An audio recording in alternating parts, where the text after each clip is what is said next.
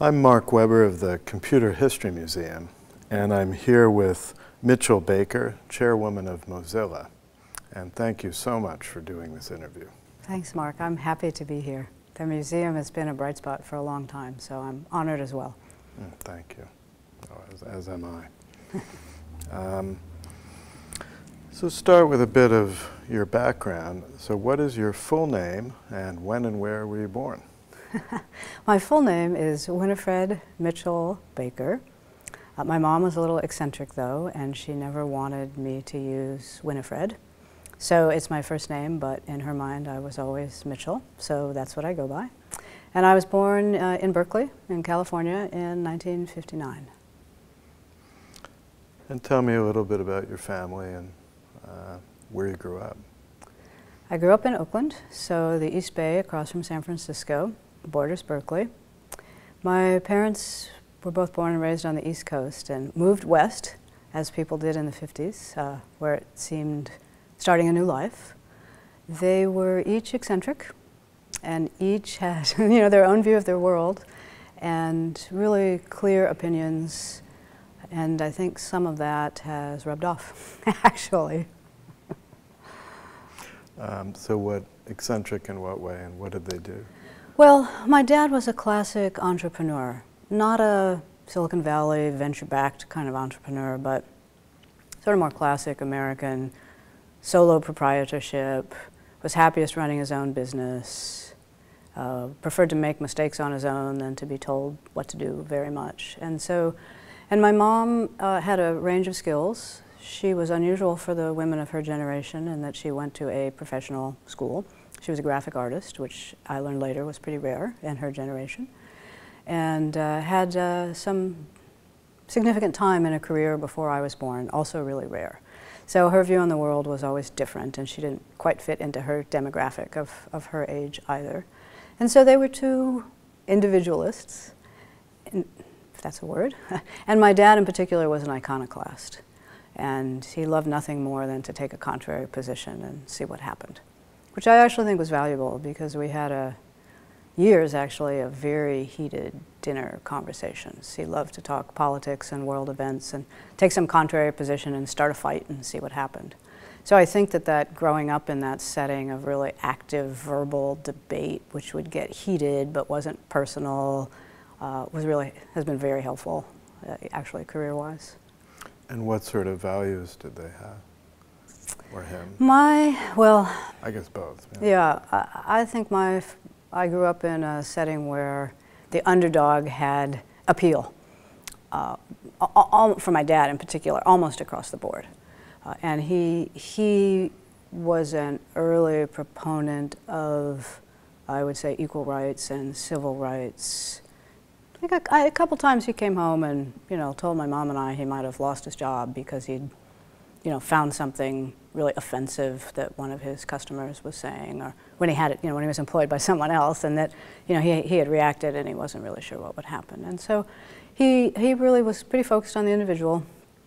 He himself did not want ever to be part of a mass group, and so even if life wasn't as good, he was going to do his own thing.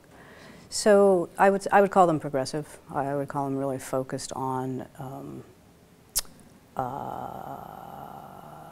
I don't know. Well, so for example, he would never pay minimum wage. They ran a small business. It was pretty... Doing what? Hand to mouth. A pewter factory, making wine goblets and gift items out of pewter. Not so easy to do in the Bay Area, which is expensive. And so he would hire someone at minimum wage, but he had a period of time, it was 6 weeks or 2 months or 3 months or whatever it was after a probationary period. And then he refused. He felt he needed to pay a living wage. And I grew up, and in those days you went to the mailbox and you looked for both orders and checks, because that's how a small business is. Like you don't know what there is. And even in all that tension, he was really determined to do the best that he could, which it's hard in that setting. So he was pretty focused on those things. And I think my mom too, but I think she was always a little more scared about the family and would there actually be enough and what kind of checks would come in and what would happen to us. And my dad would just plow through that. So. And so growing up in Oakland, Berkeley area Yeah. in the 60s then, so that, I mean, did some of the big debates at the time come into your yeah, house? How for did sure. they feel about Vietnam War protests, free speech movement? Well,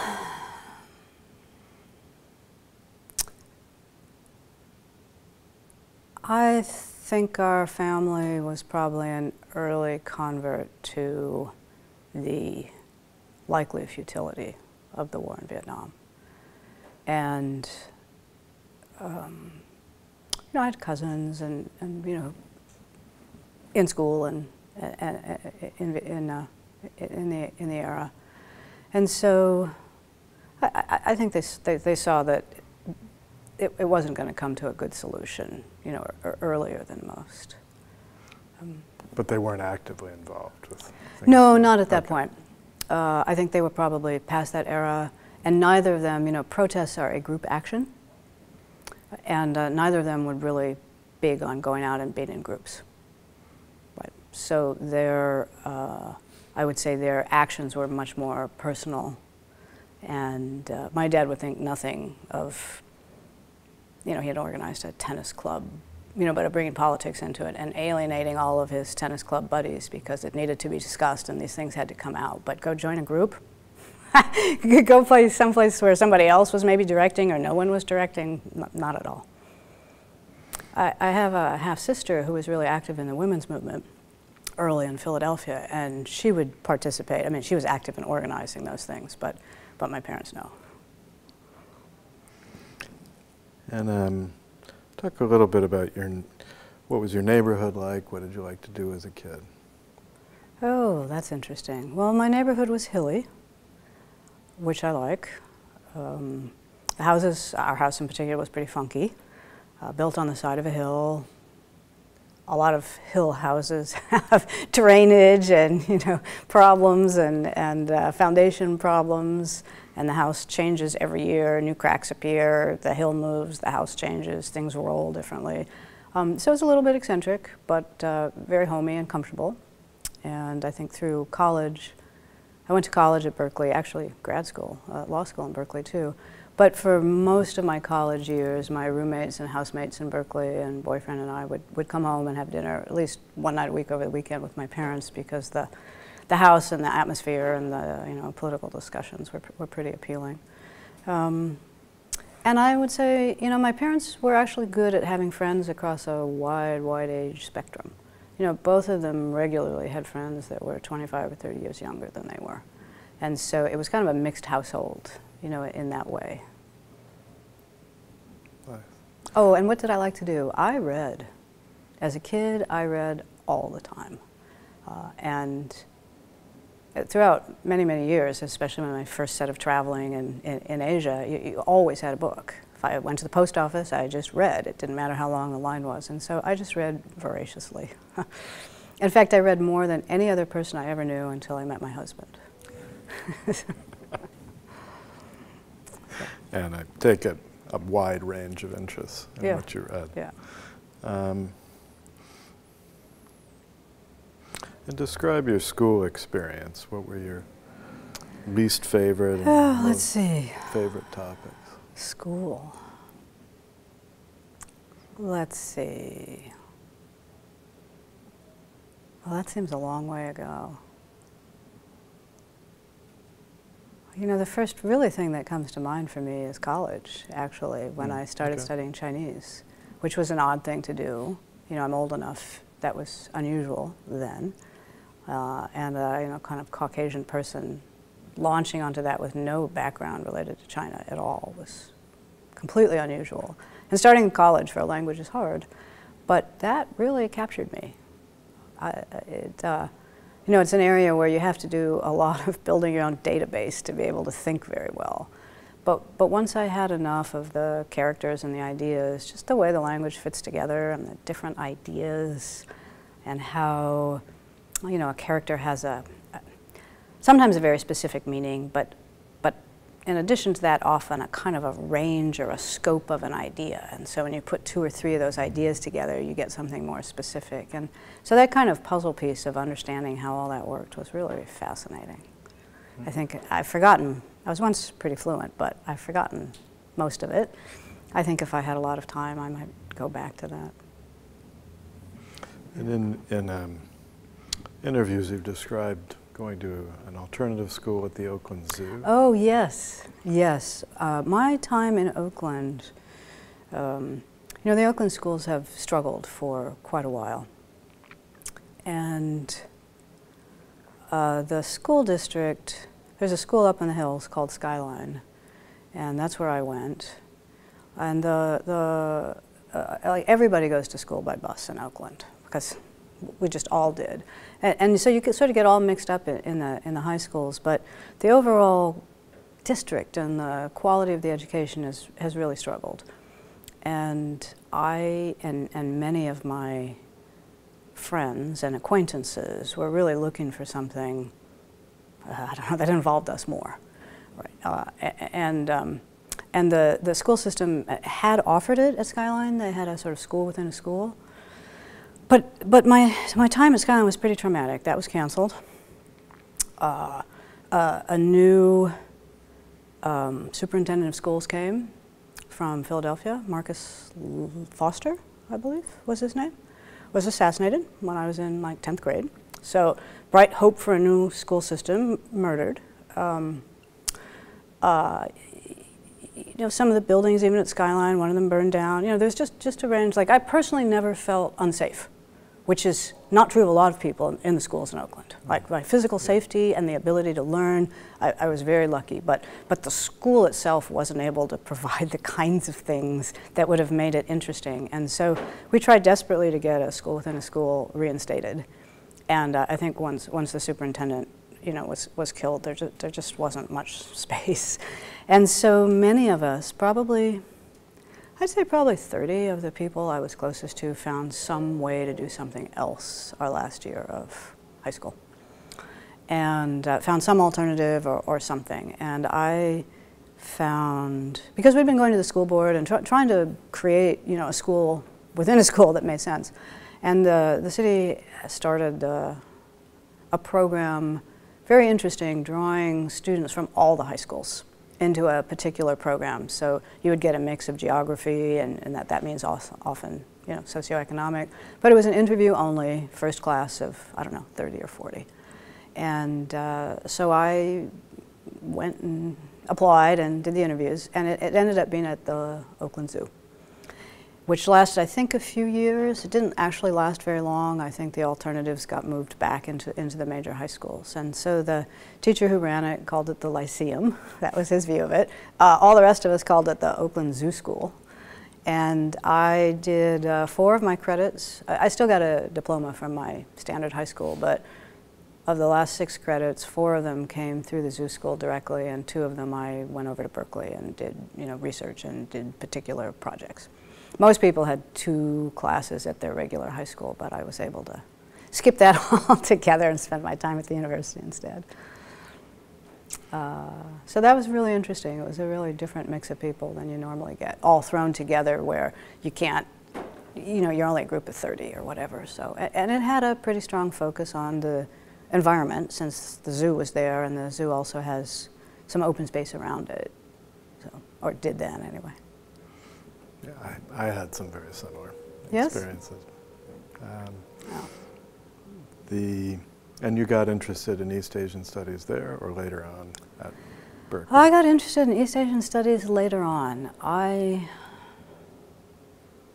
Let's see, I guess after, somewhere early on, after my first year of college, I think I took a quarter off, and I ended up going during that quarter to the local community college and taking a class related to China by a Chinese American man who grew up in California and was one of the very early American citizens to go into China.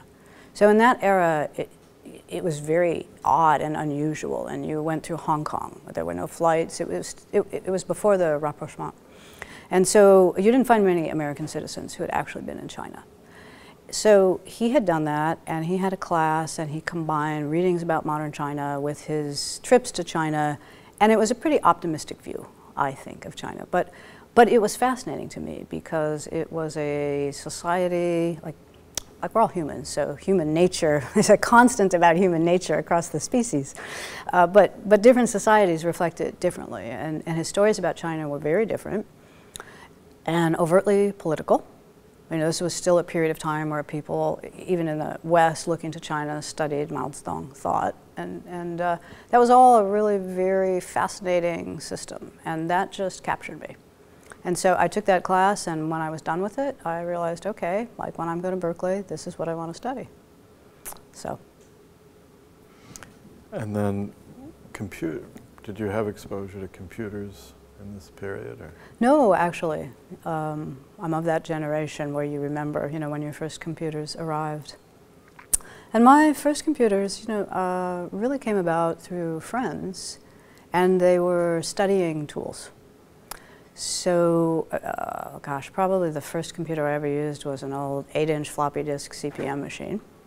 And then I graduated to the early Macs, the little boxes, not the least, but very, very early on in the Apple world, because actually a friend of mine who was the computer geek in my world and had an office, I used what computers he had, and as he got further, and he was probably one of the very early Mac developers.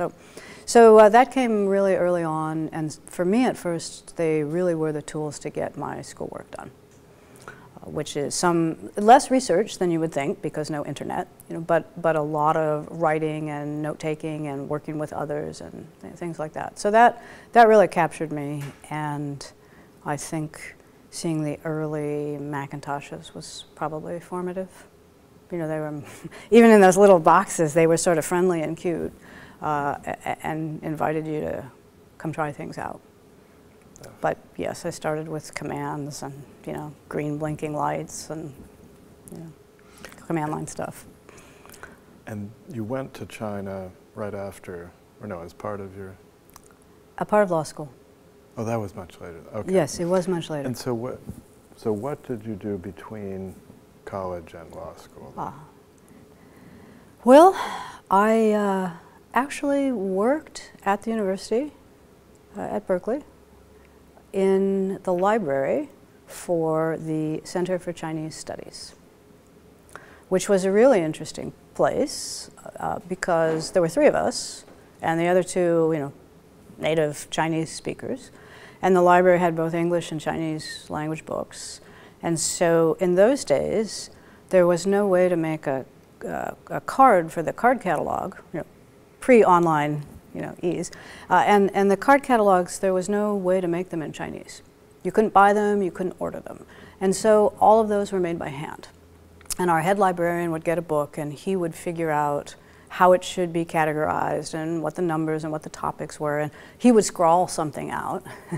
And then the woman who worked there would sort of put it in a neater factor. And I made all the card catalogs, which sounds a little tedious, but for learning a language, it was phenomenal. And Chinese, like many languages, the handwritten version takes a little bit of practice to be able to actually read what character it is. And so I would read these characters, and they all had a romanized line underneath them. So it'd be the characters, and then our alphabet would be a system for reading it. And so it was a really phenomenal, actually, learning experience to be doing all of those things. And so I did a lot of that, and you know, I just heard Chinese all the time. So it was pretty useful, actually. And I did that for a few years. And then I, kind of in an odd moment, realized, wow, I want to go to law school. What made you? Well, you know, it's funny. I always knew all my life that I would never want to go to law school because it had so much memorization involved in it. And then one night, these decisions for me sometimes take place really quickly. I was at a party with some friends, and 4 of them had gotten together and bought a very expensive computer which was aimed at geophysical analysis. They were geophysicists, and so they had formed a little company, and they bought this computer, which was I don't know, probably $100,000. I mean, it was a good chunk of money in those days. And they split it. And one of the guests at the party said, "Oh, how did you split it?" Like, we all put in an equal amount of money, we all get an equal amount of the profits, and we all get an equal amount of whatever it is. And this man said, "Oh, well, that's interesting." He was a lawyer. He said, "You know, you could probably arrange your partnership so that all of you would come out better." Meaning maybe some people want the profits that come out of it, maybe some people want a tax deduction that come out of it, maybe some people want long-term gains, and then you could probably arrange your partnership in a way that you'd all just get more out of it. And I thought, I want to be able to do that.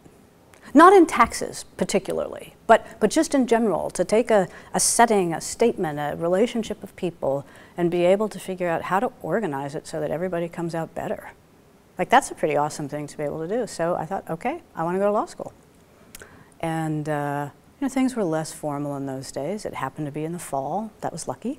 I looked around. There was one last LSAT, you know, the test that you take to go to law school, available that year, like 12 days later. So I got a book. I signed up. You know, I got one of the last places. I got a book. I studied for 11 days. And, you know, those are things about the past that, you know, I probably miss, you know, and I think some of the students today don't have quite that much flexibility. But that's how it happened. And did you know what then led you toward, well, Fenwick and West, but toward high tech? Well, a couple things.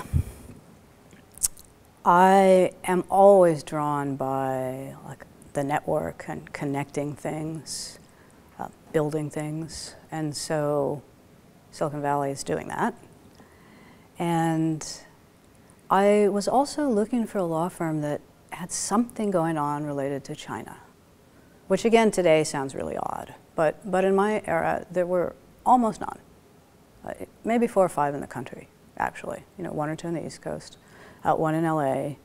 And Fenwick and West wasn't involved in mainland China, but very active in Japan and very active in Taiwan. Acer had been an early client. And so it was clear to me when I got down there, they understood that that part of the world is real now, not something in the future, which for a lot of other law firms, maybe they'd have an office in Hong Kong, but it just didn't really matter. And so that combination of stuff was happening here. Fenwick and West was understood and real about East Asia, and the people there have a style that resonates well for me. It's you find your own path. You know, even a very young lawyer, you find the people that you like to work with, and you prove your worth, and then they come to you. Like, so you make relationships very early on based on mutual interest and helping each other out. There's not some big bureaucratic committee that says, "Oh, you're first-year intern number 5, therefore, here's your project." The law firm I worked at before, I'm not kidding, I would get a manila envelope addressed to me. Inside would be a memo that says, "Unknown associate X," and an assignment. But you had been at another firm. Yeah, and I didn't want to work that way. In Silicon Valley as well? It was in San Francisco, the other one. So that combination of 3 things brought me down here. And you moved down the peninsula? I did. And because it was Fenwick and West and they understood it was real, I asked for 6 months between jobs to go back and live in Taiwan. And I remember Hank West took me out to lunch and quizzed me about why. Why would that be worthwhile? Why would the firm care about it? And, you know, I talked to him about language and culture and learning, and he said, okay. So I spent more time in Taiwan, and then I came back and started. And you'd been to China Yes. before, Yep. during law school then? Yes, I took Right. a year off in law school. I arranged, it was pretty ad hoc. The law librarian at Berkeley, a guy named Bob Baring, also has an interest in China, and will do things out of the mainstream. And so he helped me, and I spent, I think it was 6 or 7 months at Peking University as a foreign exchange student, and then the summer traveling, which was life-changing. And you were there almost in the Tiananmen era, right? Pre-Tiananmen. Right before then. Pre-Tiananmen, yeah. Right. Yeah, when I went back after Tiananmen, like the university was more closed, and But I mean, the students that you knew were some of the same that would have... Yeah, yeah, yeah. So there was a sense of change in the air. Oh my gosh, right. for sure, for sure. Yeah, it was very interesting. I was there just before the great economic changes, so there was a sense of change in every regard. Sure. But, and so when did you first go online in some sense? Were you on the well or anything like that, or was it in a later period? wow, that's really hard to remember. Well, I mean, when did it make an impression on you? Not necessarily the... I would say I got down here in 1990, sometime in the 90s. Even while I was working as a lawyer, I was deep in the technology space, and my now husband as well, and so aware of it pretty early on, but not actually using it. I wasn't doing research and wasn't actually engaged in building it, so didn't start using it till much later. Like at Fenwick and West, were you using email? Or? Oh, for sure. Fenwick and West was actually very early on, so connected into technology really early on, but connected into using the internet into my work came later. Right, none of those systems, email for sure, but yeah. And your husband's in high tech as well? Yeah, he was a programmer. What does he do? Yeah. Okay. And so then what, I mean, you went straight from Fenwick and West to Sun, right? Yes, I did. Okay. So what made you want to switch kind of to the client side from? Well. And what they were a client, right? Or not? No. Oh, I actually did not go from someone who was my client in the law firm and move. That's a very common move. But two things.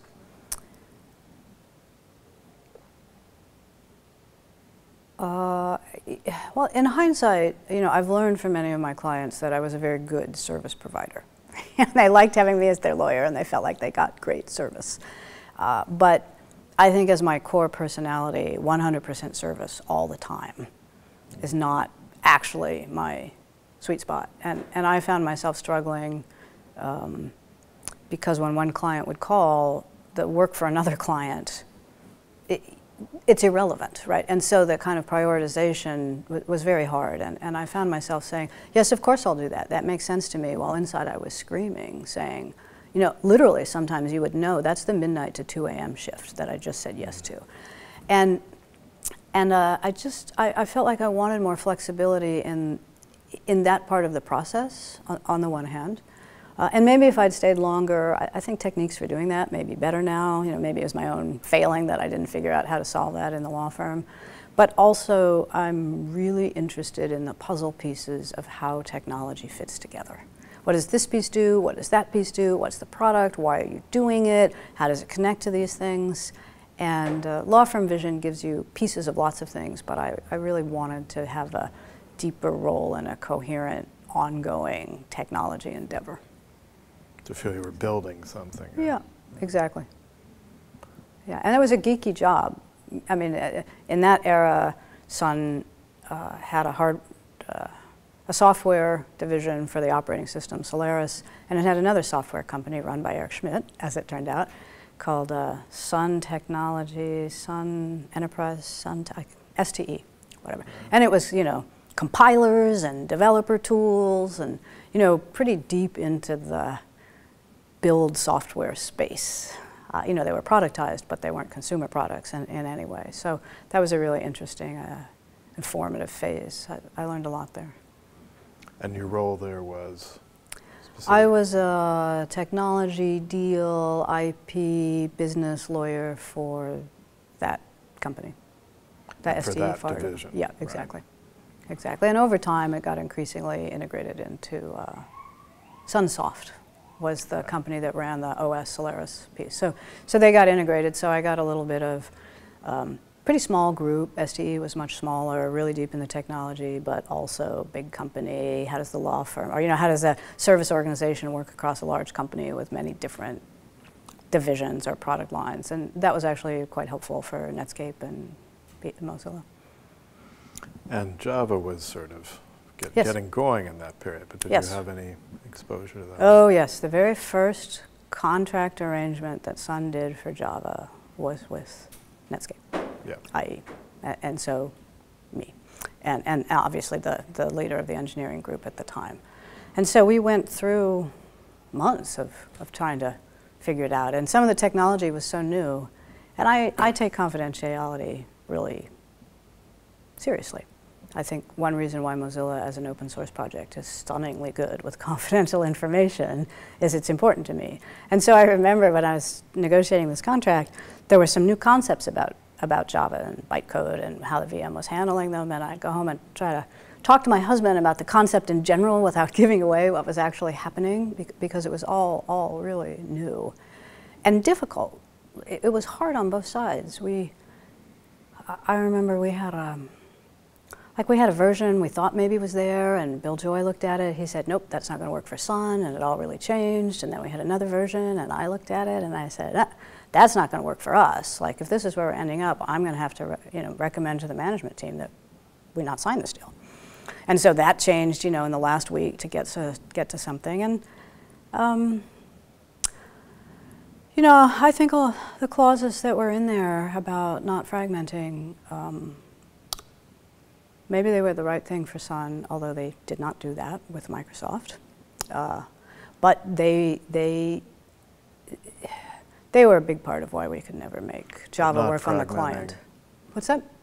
Talk about those clauses a little bit. Oh, I can't actually remember exactly what they were, but the write once, run anywhere piece had a bunch of requirements in them, and as we tried for a long time to make Java a key technology on the client side, and we could not do it.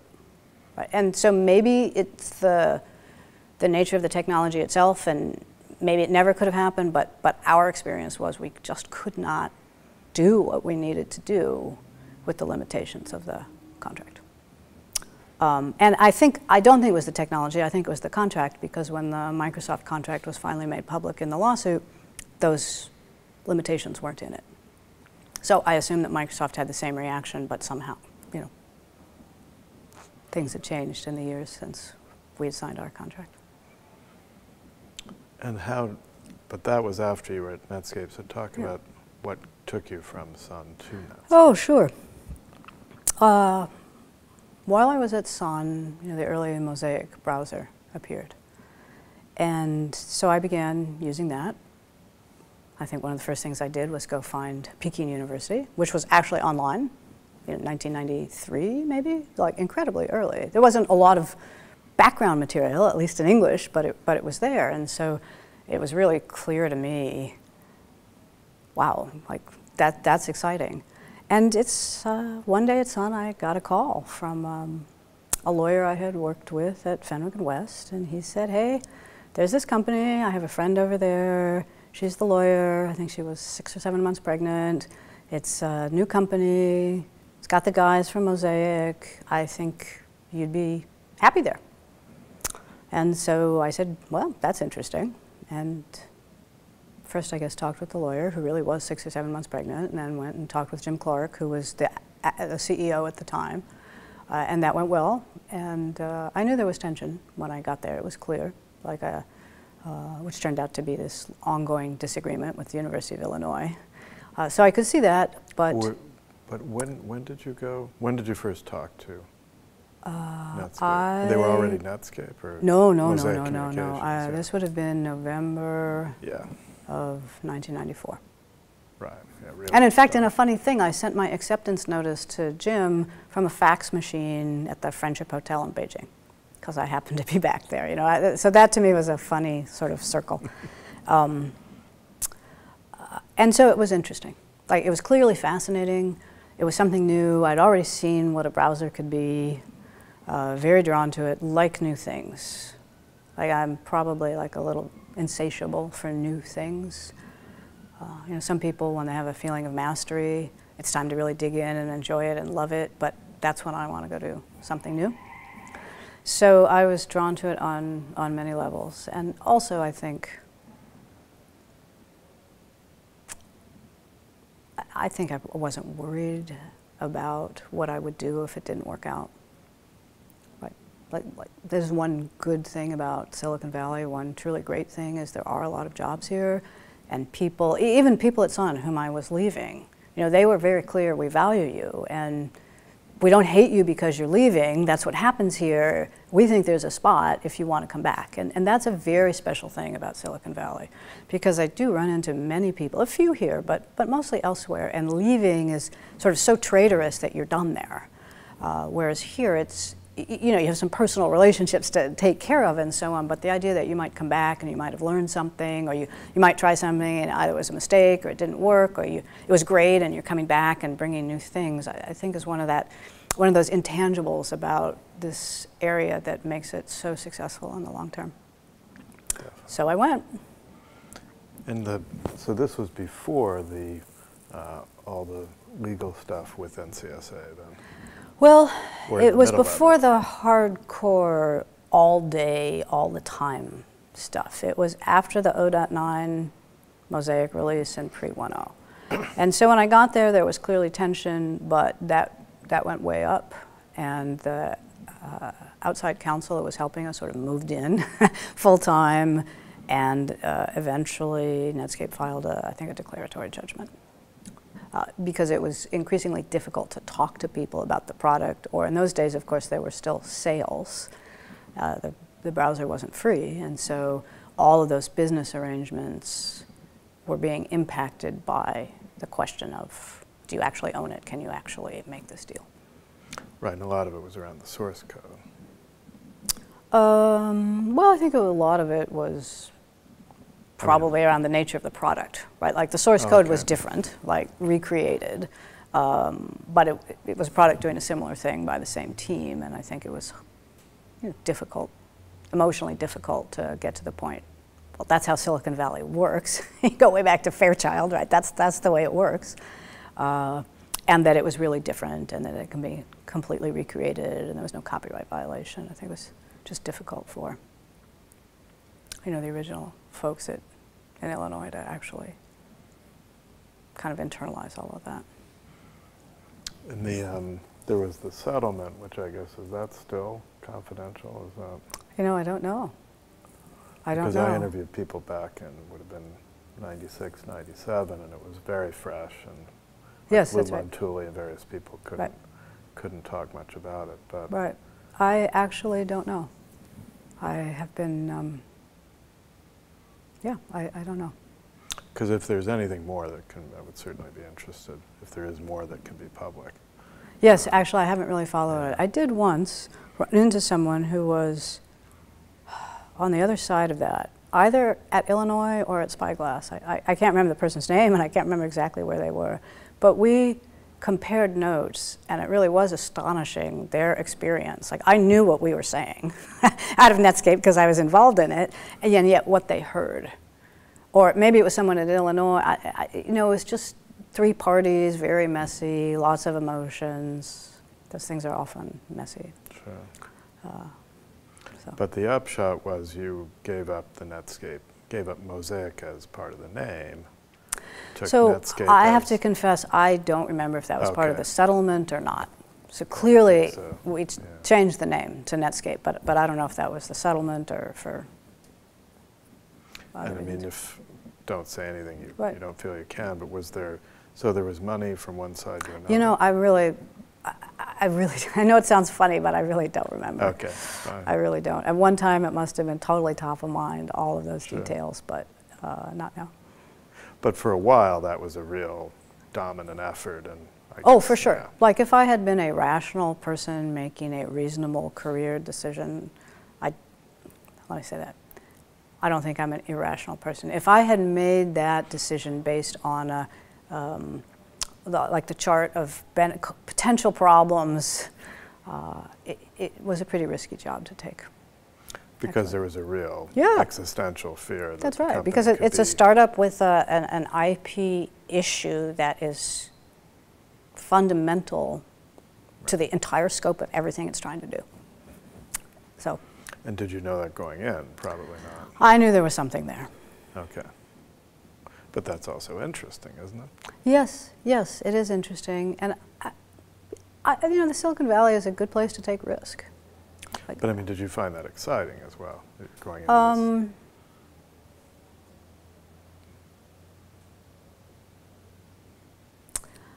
You know, for me, that was not the exciting part. Okay.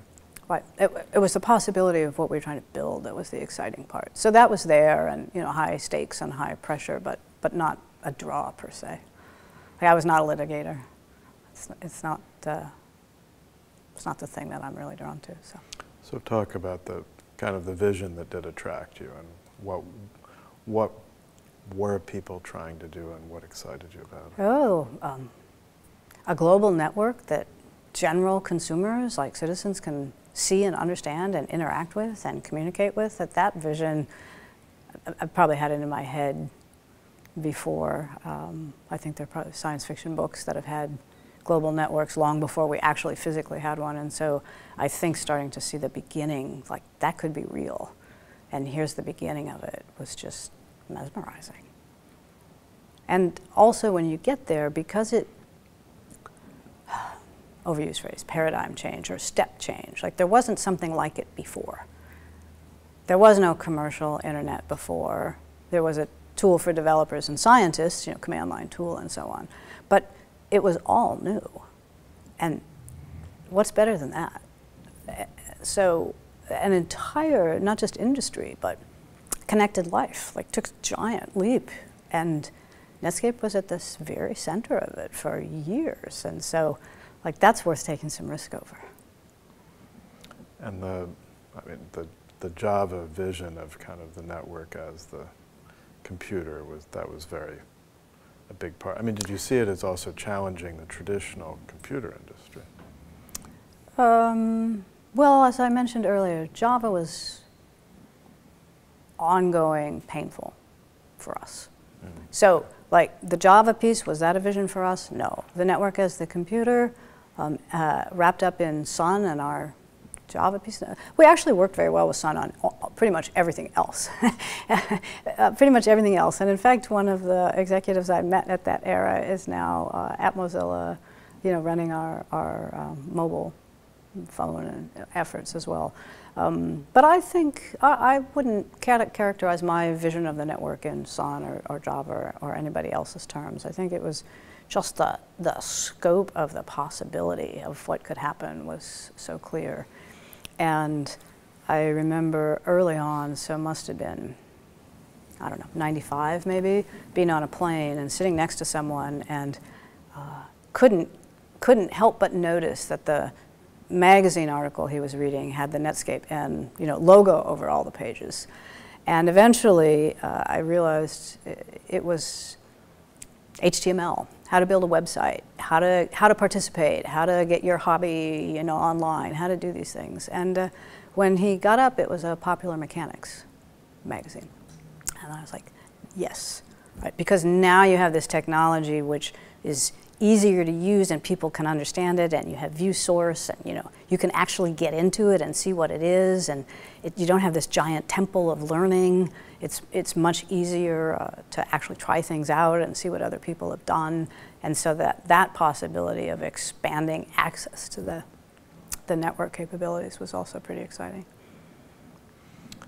And in your career at Netscape, so you interviewed with Jim Clark. Yeah. And talk about your first impressions of him. I think my first impressions are that Jim was really wired. Like Jim's a high performance guy, and like most high performance things have edges to them. Like a high performance car, you have to be very careful about it. You have to treat it well. You got to be careful not to spin it or do this or that with it, and that was Jim, like completely engaged. Pretty tense, I think. Clearly, really smart, and trying to manage the tornado, plus the difficulties there. So, really appealing in the intellect, and I think handle with care. I would say, but your founders have some of that. So it was really clear. He had an idea. He had the founder. Make a company, build a company, do what needs to get done. Those things were really clear. So that was great. But then you reported directly to Jim Barksdale. He came in. Right. Well, at the time, Jim Clark was the CEO. Jim Barksdale had joined the board pretty recently, and the management team was just forming. So I came, and Mike Homer, who ran marketing, I think I was the third or fourth person after him to join, and the guy who ran sales had joined right around then too. And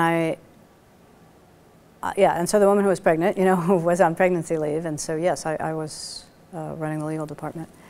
And I remember my dad questioning me mercilessly, saying, well, don't you want to be the general counsel? They didn't hire you as general counsel. How can you do that? Like is somebody else going to appear? Don't you want that role? And trying to explain to him that I knew I wasn't ready. And I didn't want that role because you could tell, maybe Netscape would have failed then. That was still a possibility, but that it was really at the center of something. That was immediately clear. And that if it didn't die in this early phase, it was just going to be explosive. And I could tell that I wasn't yet ready for that. And having a job that you're not ready for, and there's no time to grow into it, is not glamorous at all. Like sometimes you make it across that leap, but a lot of people get destroyed in that leap. And I did not want to do that.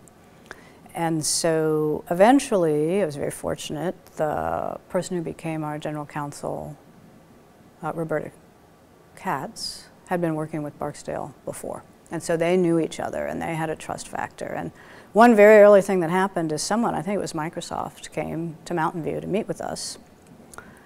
And the non-disclosure agreement had some things in it that we didn't like. And I was very glad that it was Roberta who went to Barksdale and Andreessen and said, I think you should send them home.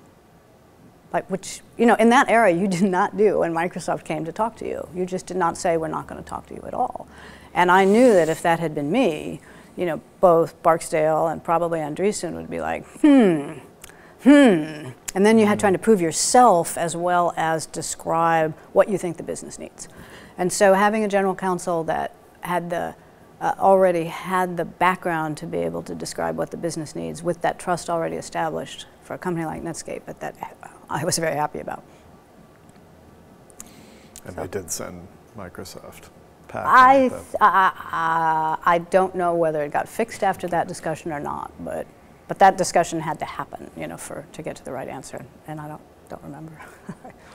Talk a bit about your impressions of the Mosaic, the team from NCSA, so Marc Andreessen and Bina and various McCool twins. Yeah, the McCool twins. Did you deal much with, who were you interacting with? Everyone. Yeah. How many employees when you arrived? I was 67. Okay. So when I got there, when my colleague came back, when the other lawyer came back, we split up the work. This is before our boss had arrived, right? And so yes, we were both reporting to Jim Barksdale at the time. But we split it up, and we said, once something is on the price list, it was hers. Remember, software was sold then. We didn't have, the browser was the free for commercial, nonprofit use. But for commercial use and enterprises and buying and using it. So there's a big sales group for selling the software. So that was our dividing line, that if it was on the once it was on the sales list and the sales guys were out selling it, all of that was hers. So that's individual sales, it's organization, it's channel, it's distribution, it's a whole range of things.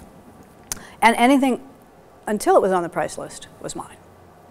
So that meant all the software development, all the licenses of bits of technology that you needed to make a product. There'd be 50 or 60 license agreements that would go into the first browser. They all had to fit together. That was a big job.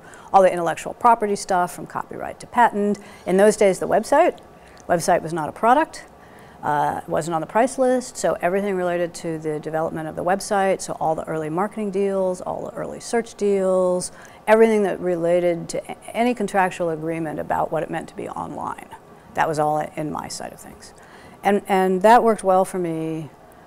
I think my personality matches better with engineers. because I found on the sales side, I would hear my colleagues say, yep, we're almost done. We're almost done with this deal, we just need X or Y. And that's the right answer for the people she was working with, because it's positive and it's encouraging and it's go out and get the last thing done. But I would feel in my heart like that deal is nowhere near done. Like I know exactly what has to happen to finish that deal because we just discussed it. It is not near done. but that wasn't motivating. Like that was like deflating to the audience, to that audience. Whereas for engineers, you know, we suck. Like and so in the engineering culture, it's much easier to start with all the things that are wrong, and then or all the problems that are left and work upward. And so I'm naturally just better at that. And so I've spent a lot of time actually learning from my colleagues about how to have the optimistic, like, yeah, it is almost done. Sure, there's a lot of stuff, but we've already got like so much done that that piece shouldn't block us, right? So to try and learn the other side, but just in my natural state, talking to engineers is much easier for me. So that worked out well. So you did spend a lot of time with the development team. Oh yeah, I used to, so I guess it was every Friday. We got big enough we were in different buildings. Our first building, we were all jammed on top of each other. On Castro Street. Yes, on Castro Street. And then there was, yeah, I interviewed Lou Montulli in your second building. Yeah, on Ellis. Yeah. Those two on where Ellis runs into Middlefield there. But I would take Fridays and I would go just wander around the developer zone. The client, I mean there were servers too pretty early on, but mostly the client, sometimes the servers, and just go hang out. You know, sit down and chat and see what people were working on and see the kind of stuff that would come up and what was on people's minds. And so that was a really important, like I liked it for one thing, but it was the best way to have an early idea of what was going on or what was bothering people or the kind of stuff they were uncomfortable about that, you know, maybe you'd see later in a product issue. So who were the main personalities? Oh, well, Mark Andreessen, for sure. I think they were all personalities. You know, Lou was a personality, Jim Clark's a personality, Jim Barksdale's a personality, Mike Homer's a personality, Jamie Zawinski was a personality. Who was there? Michael Toy was a personality, Tom Paquin was a personality, like pretty much. The McCool brothers were a little quiet and I think remote too, but there were a lot of personalities there. John Middlehouse. Yep, John was there. John, I would say, has a presence. Yeah. So, yeah, a lot of them. And they mostly got along, right? I mean, I know there was the chair throwing incident and things like that. Yeah, I should probably talk to them about, you know, how they got along and so on. They were a pretty close team, and I'm not sure I saw everything. So. Sure, but your impression was that they. I mean, well, we produced, right. Like how they got along. You know, they didn't come to me with, you know, I'm getting along or I'm not, but what we accomplished was pretty astonishing. Yeah, I mean, there weren't divisions that held things up. Basically. Again, you know, you'd have to ask them. Okay. Like. And so you were there for the IPO. Yeah. Talk about that. Well, the IPO. I think there's a lot of discussion about the timing of the IPO. It was probably at the early end of where it could have been. And I think, you know, wildly successful. What I remember actually was the IPO day itself. There was obviously a lot of getting ready and a ton of work, and Jim Clark, I think, knew enough about how options work to really want to take care of his employees and make sure it worked well for all of us, and there was some energy and effort around that. I don't remember the specifics, but I do remember Jim being really focused on making sure everybody understood you know, what was happening, you know, what you should do, you know, a bunch of things around that. And then the day came, and I think it was the most successful IPO in history up to that point, and it had this wild climb. And it was pretty giddy for a very short period of time, and the big celebration was they brought out, you know, espresso carts in the parking lot. And we all went out and got an espresso drink and a T-shirt, and then kind of go back into work, which we mostly did. When the stock is doing those things, it's hard to focus. So there was a lot of attention now on, okay, now there's more work to do, let's get back. And then there was a movie theater event place in Sunnyvale, that we went to a few days later. So there was a bunch of stuff about stock for a while and people watching it, but pretty crisp focus on getting back to work. And how much did it change some of the people who had made a lot of money? I mean, obviously it changed their lives. Did you feel that in the company? Not as much as you would think.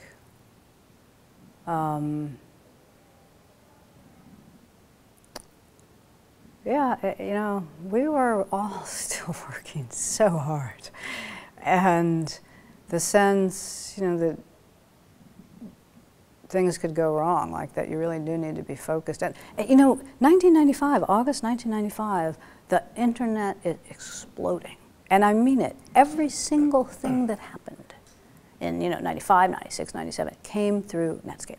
Like, Netscape might not have been involved in it, but some way or other it came through. And that is a deluge. It's exciting, right? It's unbelievably exciting, but you can barely breathe. And so I'm sure it changed, but that's not what I remember about that period. Like, I don't remember, and the numbers in that era are not like today. It's not like billionaires made overnight. And so it wasn't the sort of unbelievable sums that you see today.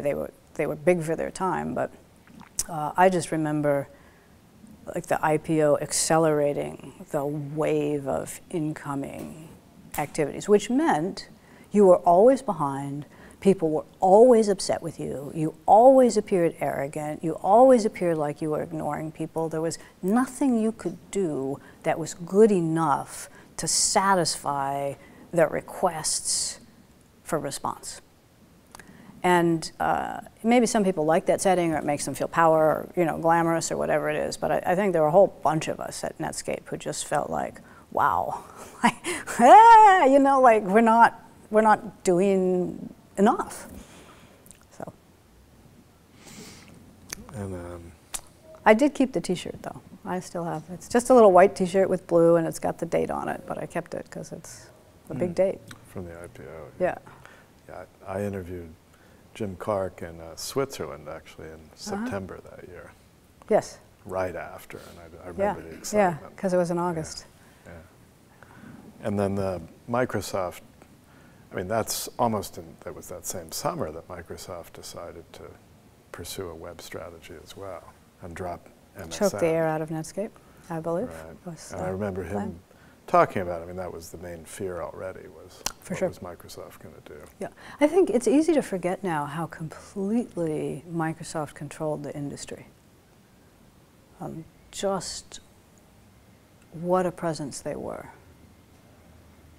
And today we think Google controls things, but 80% market share or 78% market share or whatever Google search in the US is really different than 99%.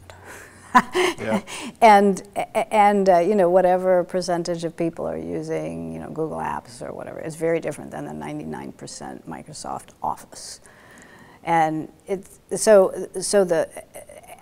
the investment piece and the way you would invest in a startup, knowing that this is the kind of thing that Microsoft will buy, and we're not aiming to compete, we're aiming to be bought, and then if you're aiming to compete, you're really in big trouble. There's just, it's hard to remember just how consuming the Microsoft presence was.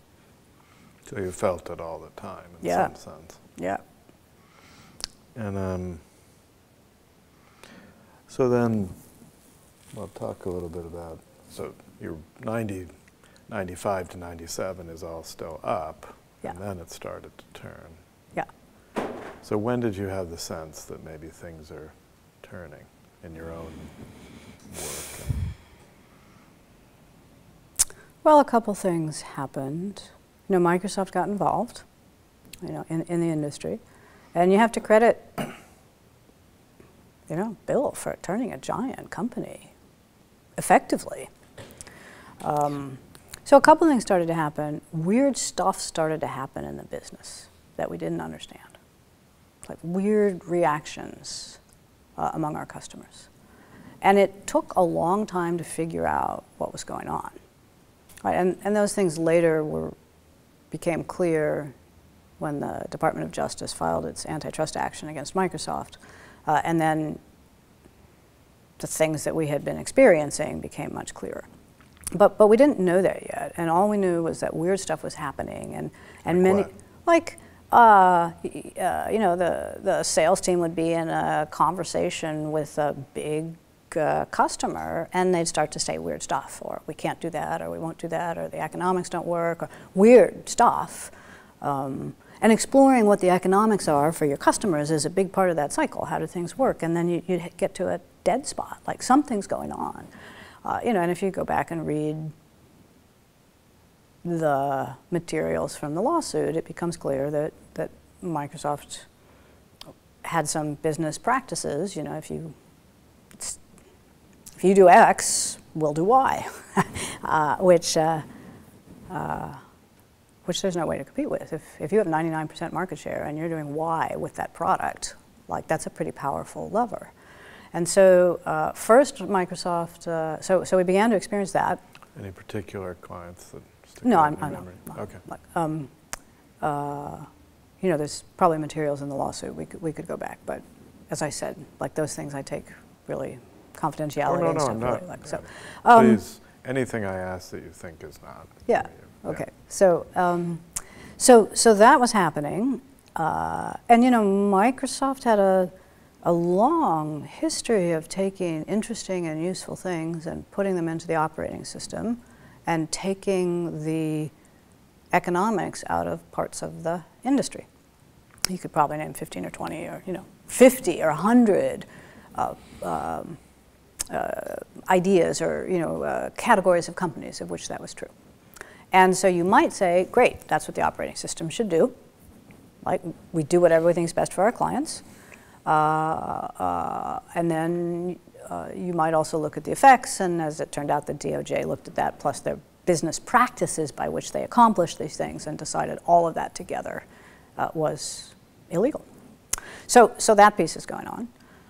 And then Microsoft made the browser free, which I think Jim Barksdale said he lost, was it 50, 75, or 90%, I think it was revenue overnight in a company like Netscape. So that's a pretty good wake-up call. What are you going to do there? And then increasingly... and when was that? That was 90. Oh, I don't know. I don't remember the date. I'd have to go look at it. Not that long after, I don't think. So I have to check the date. And then, of course, began to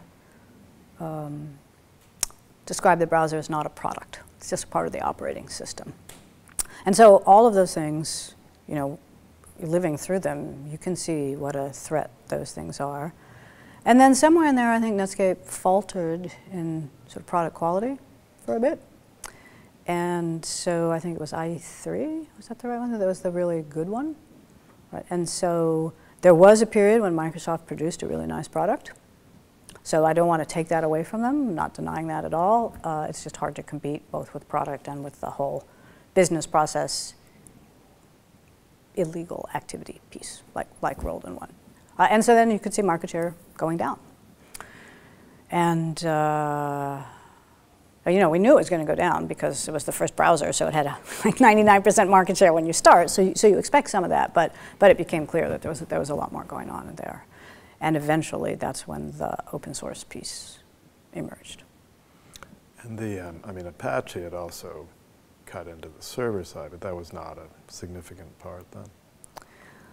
Well, while the browser was still a product that one sold, then the server-side revenue was not huge. Right. But Apache was a little bit different because it had always been there. Right. And so it was, on the server side, you recognize there's a market leader and you're trying to provide some differentiation and some value to it and build a customer base, which I think was only partially successful. You know, Apache's pretty awesome. So, you know, Brian Behlendorf of the Apache Foundation is also a Mozilla board member, but he says very clearly that, you know, part of Apache's thinking is they didn't want Netscape to own the client and the server. And good for them. Like, you know, at Netscape at the time, you look at it and be like, wow, how can this open source project really compete so effectively, right? And basically, the web is being run on Apache. And I think Netscape, you know, made some inroads with customers for whom different kinds of care or relationships were important, but never really cracked that. And so, yeah, I think that answered that question. And so then talk about how what became Mozilla first came up, the idea of doing an open source, and was Apache an inspiration in the idea of open source? Well, let's see. A couple things happened. You know, Netscape market share was declining. I think it also became clear that Netscape alone could not successfully compete against Microsoft. And that to compete, you needed a set of people. Maybe not formal, not like a joint venture or a partnership, but you needed a product and a technology base that many people shared and interested in, and all wanted to succeed. So, and who formulated this first? So that's an interesting question. I can tell you the people who are involved in it. I can't tell you exactly. Tell me that, and also when did you first hear it? So that was part one that was going on. Part two, Netscape had a lot of people who were familiar with open source. A lot of engineers who were very deeply familiar with it. And it was an engineering-focused company. So engineers, you know, individual engineers actually had more access to, I think, brainstorming our ideas with management than you might expect in other companies. So that expertise inside Netscape was pretty important. And in fact, one of our man who was a sales engineer at the time, Frank Hecker, you know, wrote a paper about open source and Mozilla, which was pretty widely distributed and read. So a bunch of the engineers were involved. A bunch of the management team was involved. You know, I'm sure Mike Homer and Eric, whose name I'm blanking on. Well, Eric Bina was not in that. No, different Eric. He had, it was the first acquisition that Netscape did. Eric Hahn. Oh, right, yeah. Right. The auditorium across. Yes, exactly. So that's a part, yes. Maybe. You know, we're all deeply involved. And when I got involved formally was in January of 1998 at a very early Jim Barksdale staff meeting, like really early. I'm not an early morning person, and I was also like a month pregnant, so it was a big job to get there. So Mozilla and your my son, child, very closely related, and so there had been some series of discussions where I don't know who, you know, Eric's probably knows the best right now, who said what about open source and this being the way. And so we had a discussion of it, the Jim Barksdale staff and me.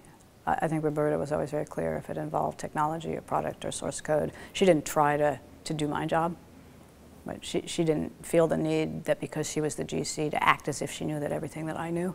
And so she was very clear that if you're going to talk about these things, you'd have to have Mitchell here. And so we had a long discussion about it, and in particular, how would that affect Netscape's relationships in businesses and commercial organizations on the one hand, to like, wow, what would it really look like? The answer was, we don't know. We really don't know. Here we are. And then I remember Barksdale saying, okay, well, this is the plan then. We're going to do an open source release. We're going to release the Netscape Navigator code under an open source / free software license that is like the GNU license, GNU-like. And I think the announcement was made not too long after that. January 19th, I think, was the first announcement. And, you know, and we said, that, you know, so we had a week or two, whatever it was, in there in January to pick a date by which it would actually happen. So the announcement that we would do it was January 19th, and the date was March 31st. Who came up with, I mean, Mozilla had a long history as a name as the Mosaic Killer, but why the decision to make that the name of the new open source effort? Well, because it was really more of an Explorer killer was the idea, right? So the Mosaic Killer piece, I'll leave to, you know, Lou and other folks to talk about that piece, but Mozilla had always been the user agent. So if you were a server, for example, and you were getting a request from Netscape Navigator, it didn't say Navigator, it didn't say Mozilla, Mosaic, it said Mozilla. And so for the engineers, the name Mozilla had always been a part of the engineering culture at Mozilla. And we had a saying, which I actually wrote on the day of 3/31, when we released the code. There was a big sign and people signed it, and I put the engineering phrase on it, which is Netscape. It's spelled M-O-Z-I-L-L-A. And so that, I think, was the representation of the engineering, open source, freedom, touch the code, do what you want with it, coming to the fore. So the organization that was chartered with shepherding the code and building an open source community was called Mozilla.org. I'm not sure there was actual real big discussion about that. I think it was probably clear to all the engineers involved that that's what it should be. And I will say that the management team, you know, at Netscape, having embarked on this great unknown, they really jumped in. Like, they didn't try to embark and not do it. Like, we have to have an organization to make this an open source project. It's got to have the engineers leading it, and that's what happened. So. And you wrote the license that made it open source. I did. We looked at all the other licenses. For a number of organizations, the GNU public license is difficult. That's true today, less so, but very, very true then. And the nature of the required reciprocal sharing in the GNU license is particularly difficult. And for us, Netscape, of course, had a lot of commercial organizations it was really interested in. And our focus was more getting the code used by many people. So if you imagine, for example, JavaScript, created by my co-founder, Brendan, always maintained, Brendan had leadership, so leadership of JavaScript development until recently, through Brendan. The whole JavaScript engine inside Mozilla code. Imagine if using that JavaScript engine meant that everything that you created would be licensed under the GNU license. That's a difficult proposition to go out with. And our approach is a complement to the GNU free software, not the same, is to say you must act in a reciprocal manner if you're changing our code, but you can combine it with your own stuff. Keep your own stuff proprietary, and then we try and demonstrate why making more of your things open is good, what the benefits are to you, why you want to do it, but we don't require it as the starting point. So different complementary, I think, approach to the GNU free software approach. And so we looked at, could we use the GNU license, the GPL? These kinds of issues came up. And we looked at the BSD and Apache licenses, which are very permissive. You don't have to do anything. You can take Apache code and proprietize it if you want and make your own proprietary fork and never share it back if you want to.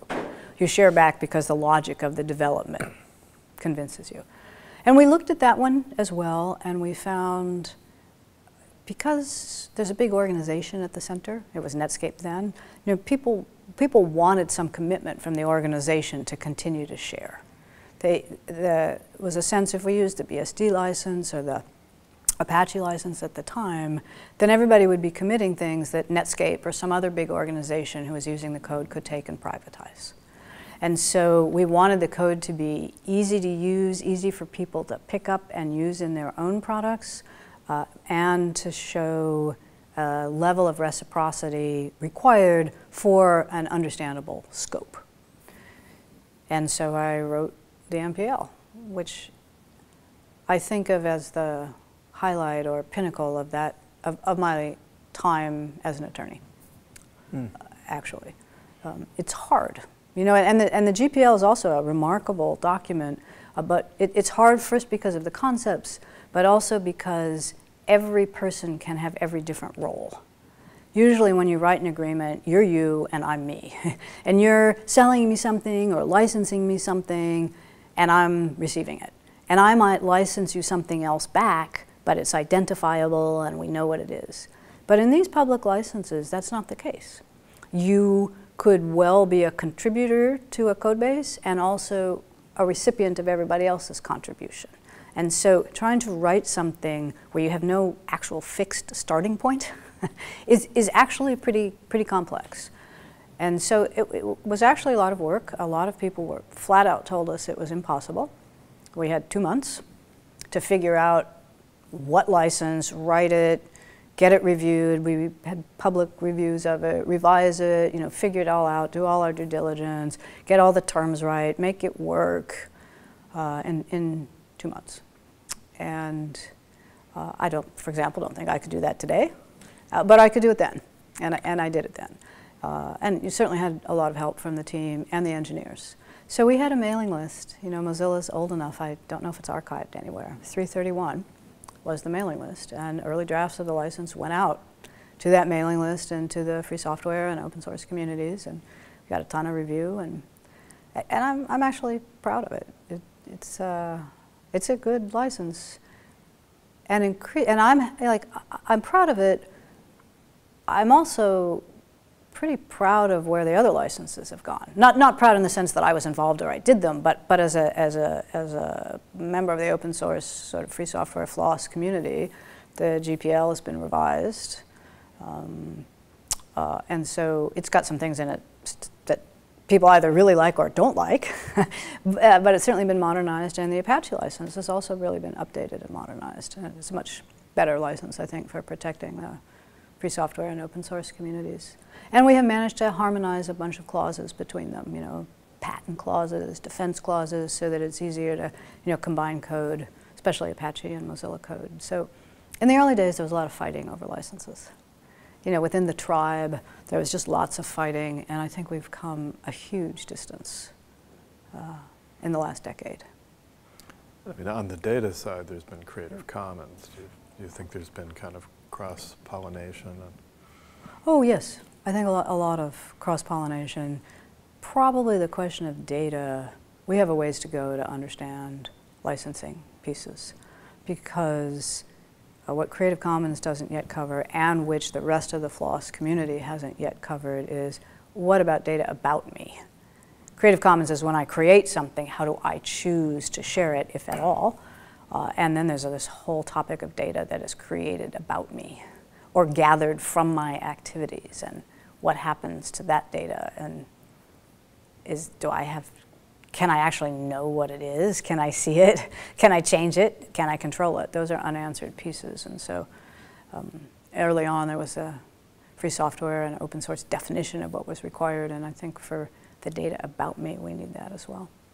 But in the early years, were there any real contacts with what became Creative Commons and more the data side?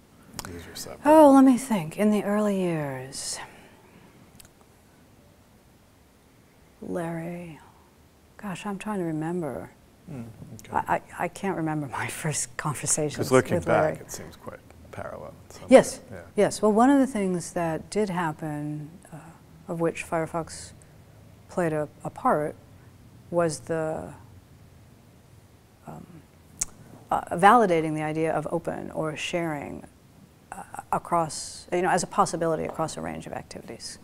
And it wasn't Mozilla that created it, or it wasn't Firefox, but I think we did play a role in showing you could have a good to great consumer product. And this thing was very funky when we started. The idea that you would share your code or, you know, let other people change it, it was just so weird. Like only those weird, maybe weird academics would do that, but it can't remotely be practical or can't have economic value. And so that has really changed. And all the areas where people are exploring more openness and sharing and consumer action is a pretty interesting sort of social development. And so how did you go from writing the license to becoming the head of the effort? And Brendan was also a co-founder, but what are your relative roles? Yeah. So so in 1998, first announcement in January, 3/31 as the go live date. So a group of people formed on the engineering side. Like all of Netscape actually was really involved in getting the code ready. And then a group of people formed to have the ongoing role of shepherding and managing the source code and building an open source project. That was called Mozilla.org, and it had 7 or 8 people in it. And Brendan was one of the key players. I think Tom Paquin was technically the manager, but Brendan was the key player. And we still have, I don't know, a bunch of other people involved still in the project. I was still on the legal side. I wrote the license. The license itself has to understand the kind of community that you're trying to create. How prescriptive is it? How welcoming is it? How disciplinary is it? What do you do when something goes wrong? How do you try and encourage the right things to happen? So it shows up in a legal licensing document, but it has a bunch of clues as to the organization you're trying to create in it. And so as part of writing the license, of course, we did a lot of working through what kind of organization is it? And we gave a lot of thought to, well, Mozilla.org, should we make a separate organization for it? Who would run it? What would a board look like? How do you do those things? And decided, didn't know enough at the time, so Mozilla.org became the engineers shepherding the code, but not a separate organization. We talked to like a whole range of things about people dynamics and organizational dynamics. And ended up, as I said, with the license and then the group of engineers, the early Mozilla.org. And then so I was involved, I'd say part-time for the next, 3, 4, 5 months, making Mozilla.org work, figuring out structure, relationships with other people, a lot of activity there, and then I went on maternity leave. Right. And I came back from that December, January, I guess, of 1999. And in the meantime, the agreement for Netscape to sell itself to AOL had occurred, and a ton of work was going on, and there was a lot of reorganization and people figuring out, well, what does that mean for me for the future? And Sorry, but when you went on maternity leave, did you see this as leading to something major for you, or is it just a project? Well, it was important to me. But no, I had not given thought to moving full-time. Okay. It was taking a fair amount of time and energy in the role that I had. So it was more than a project because we were still building. Like, what does it mean to have Mozilla.org? How do organizations interact with it? So there's a lot of work going on, but I wasn't thinking about leading it or moving full-time. I was thinking really about still trying to survive. Remember, these are the 6 or 8 months before Netscape sold itself. Right, so trying to survive. I still owned all the website and marketing parts, which started to be revenue generators. So now on top of everything else, we had this huge chunk of revenue to support the company, in which the timing the two just did not work together. And so trying to sort out how to do that. So there's a lot to do when you have your first child, right, as well. So when I came back from maternity leave, it was clear that the acquisition agreement would close pretty soon. And so a bunch of people left. The natural course for lawyers was to go into the legal department or the business development department at AOL, but I didn't actually want to do that. I had already gotten bored. Because when we started Netscape, especially on the technology side, on the sales ties too, everything was new. I think we wrote the first agreement that tried to define a web page, or the original, even before Yahoo went public, like working with Jerry and David before Yahoo went, like it's all new. You are making everything up, which I like, and I'm But now I could tell I had a team and they were great, and something would come in and I'd say, oh, well, that's interesting. You know, this part of it, we did something like it over here. Go find that agreement, look for these ideas, take this part from over there, put them together, and I'll tell you, I'll bet you these are the 3 problem areas that you're going to spend 90% of your time negotiating. Here, here, and here. This is likely what they're going to say. This is a place we absolutely can't go. See where you end up. Let me know. And it just wasn't motivating anymore. So I knew I really wanted something different. And I chatted with Roberta. You know, Mozilla came up because it was all new. You know, it had all engineers, good engineers, but not expertise elsewhere. Lots of things that were unknown. And so I talked to her about it, and she went and talked to Barksdale about it, and Jim, as reported to me, said, oh yeah, well that would be great. Yeah, you're right, Mitchell at Mozilla would be good, and she should run it. So I started chatting with people, and I knew, of course, that there was a Mozilla.org, and there was no way I was going to run it because I wanted to, or Jim or Roberta or somebody had thought it was a good idea, especially since they're all leaving with the acquisition. So I went over to find, you know, Mozilla.org. It was in the person of Brendan Eich. And it took me a long time.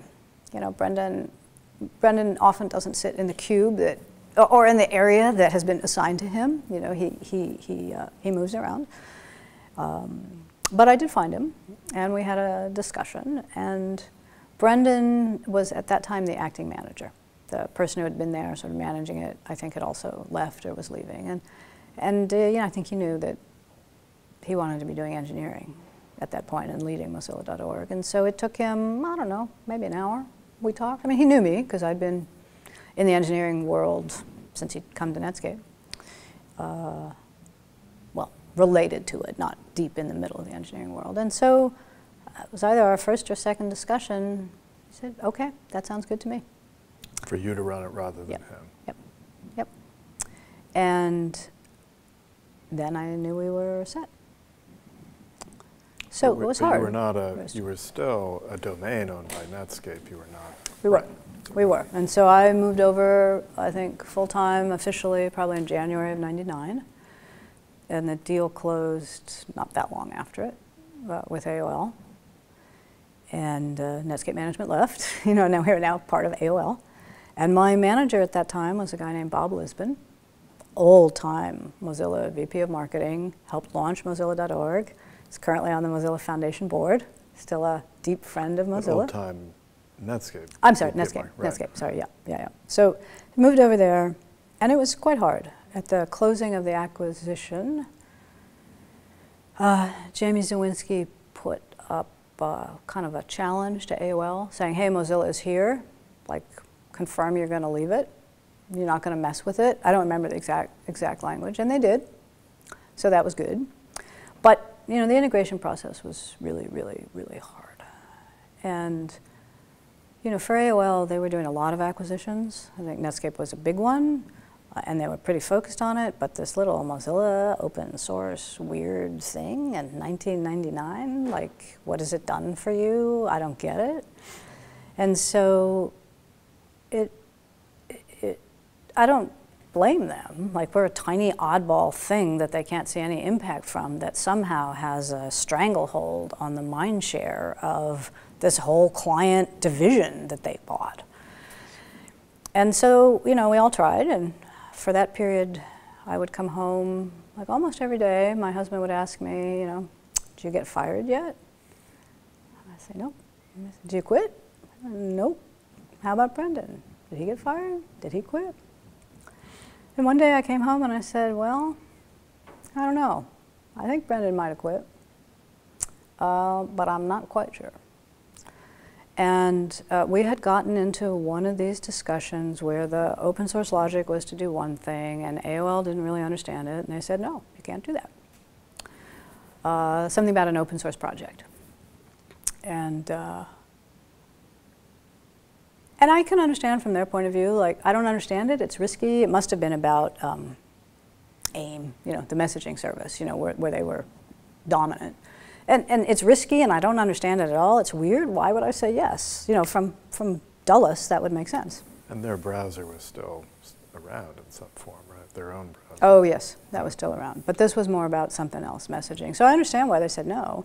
But from our perspective out here, running an open source project, whatever the no was, it was unacceptable. Like, you could not be a credible open source project. And this comes up through the engineering piece. And so this was the piece where it was clear. And Brendan was really crisp and clear that he wasn't going to stay in this kind of setting. And of course, if he left, it was, you know, it's not just like he's going to go and I'm going to stay, or the rest of us are going to stay either. Right? You know, it's a statement, I think, in a personal voice about him, but representing what was going to happen to Mozilla. And we were extremely fortunate, because when I heard this, I went over to find Bob, who was my liaison, my boss, my manager, and the liaison into AOL.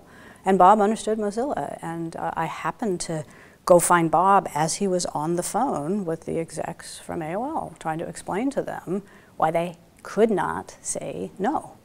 And however scared they were, or however risky they thought it was, they had to step back. And Bob's, you know, he understands Mozilla, and he's an articulate guy, and I don't even know that he knew that, you know, I was trying to find him, so I was outside his cube, and you couldn't not hear it, and probably I was the only one who knew what was underneath it, but Bob convinced them. And he thought, you know, when he got off the phone, he thought he had convinced them, but, you know, I think we had to wait a day or two and, like, start to take the steps that they had agreed we could take to know whether, in fact, you know, Brendan had quit, and then thus, you know, Mozilla was going to survive or not.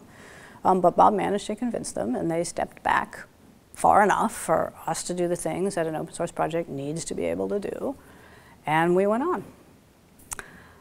And so those first few months were hard on all of us, I would say, but also they do create a team. When you go through that kind of experience, and we went through, you know, ups and downs, and hired a few more people, and AOL put some resources into it, not all that we wanted, and, you know, in different places than we expected. And that went on for a while, and then a new set of tensions arose. What were those? You know, the browser itself, Netscape Navigator, is a free product. So in order to support investment into it, even an open source project that, you know, Netscape was employing both the, I don't know, 6 or 7 of us who were Mozilla.org staff, but also a whole chunk of engineers to build a client, to build a browser, whose work was contributed into the Mozilla.org open source project. But the same set of engineers that had come from Netscape. Yeah, they were, exactly. It was still the Netscape client group inside of AOL. And you were physically together? Mm-hmm. So in the AOL offices, Yep. where? Yep. And where? Where? Yeah. On Ellis. Okay. Not the original 2 that Netscape moved into, but the close. complex that Netscape built over there. Okay. And so it turns out that the browser was incredibly good at driving traffic to websites, and releases of a browser and the excitement would drive more traffic to the website. And of course, the UI of a browser can be tuned to point people to one set of content or one set of websites if you want to, buttons and menu items and directions. And so, you know, AOL had spent a fair amount of money to buy Netscape, and was, you know, reasonably looking to get some return on its investment. And so that all made sense. But for Mozilla.org, our job was to build a successful open source project.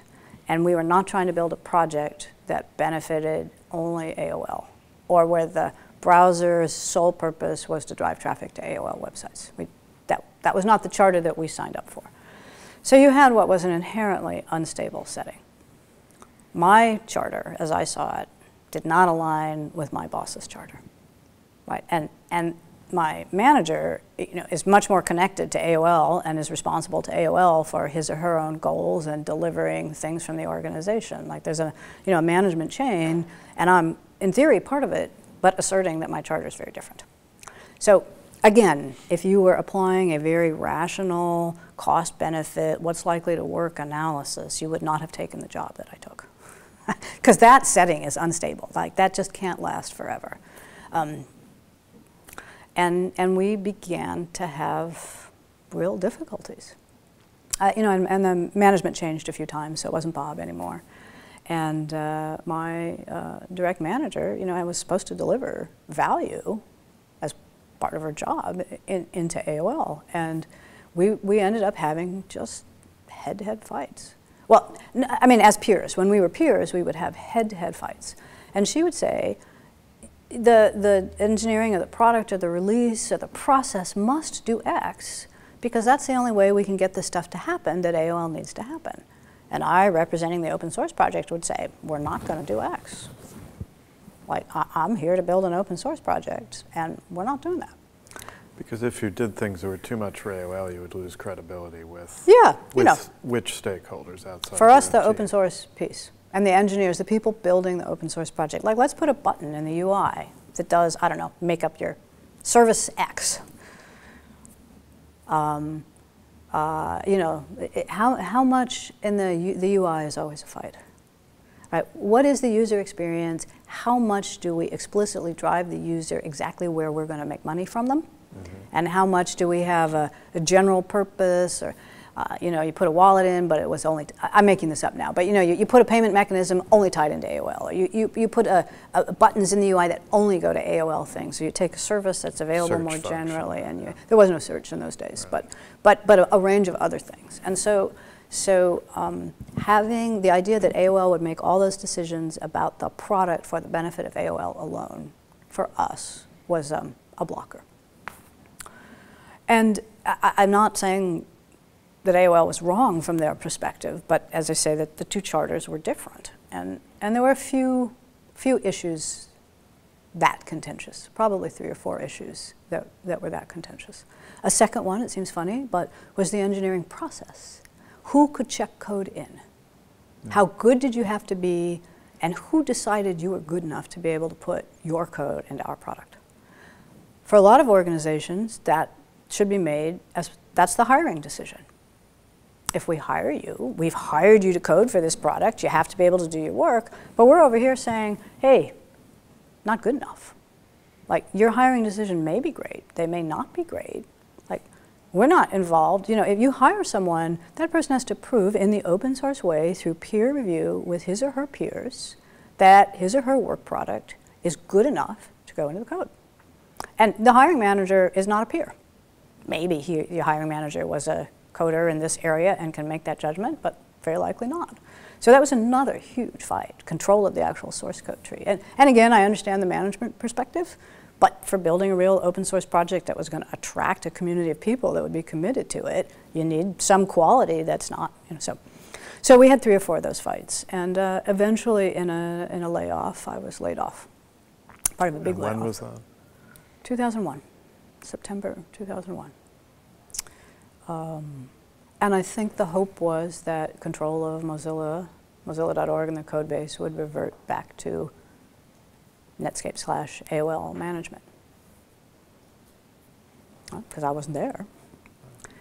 But we were already an open source community, and the people required to build the product, you know, the engineering, the client group, were pretty adamant that I was the leader of that project.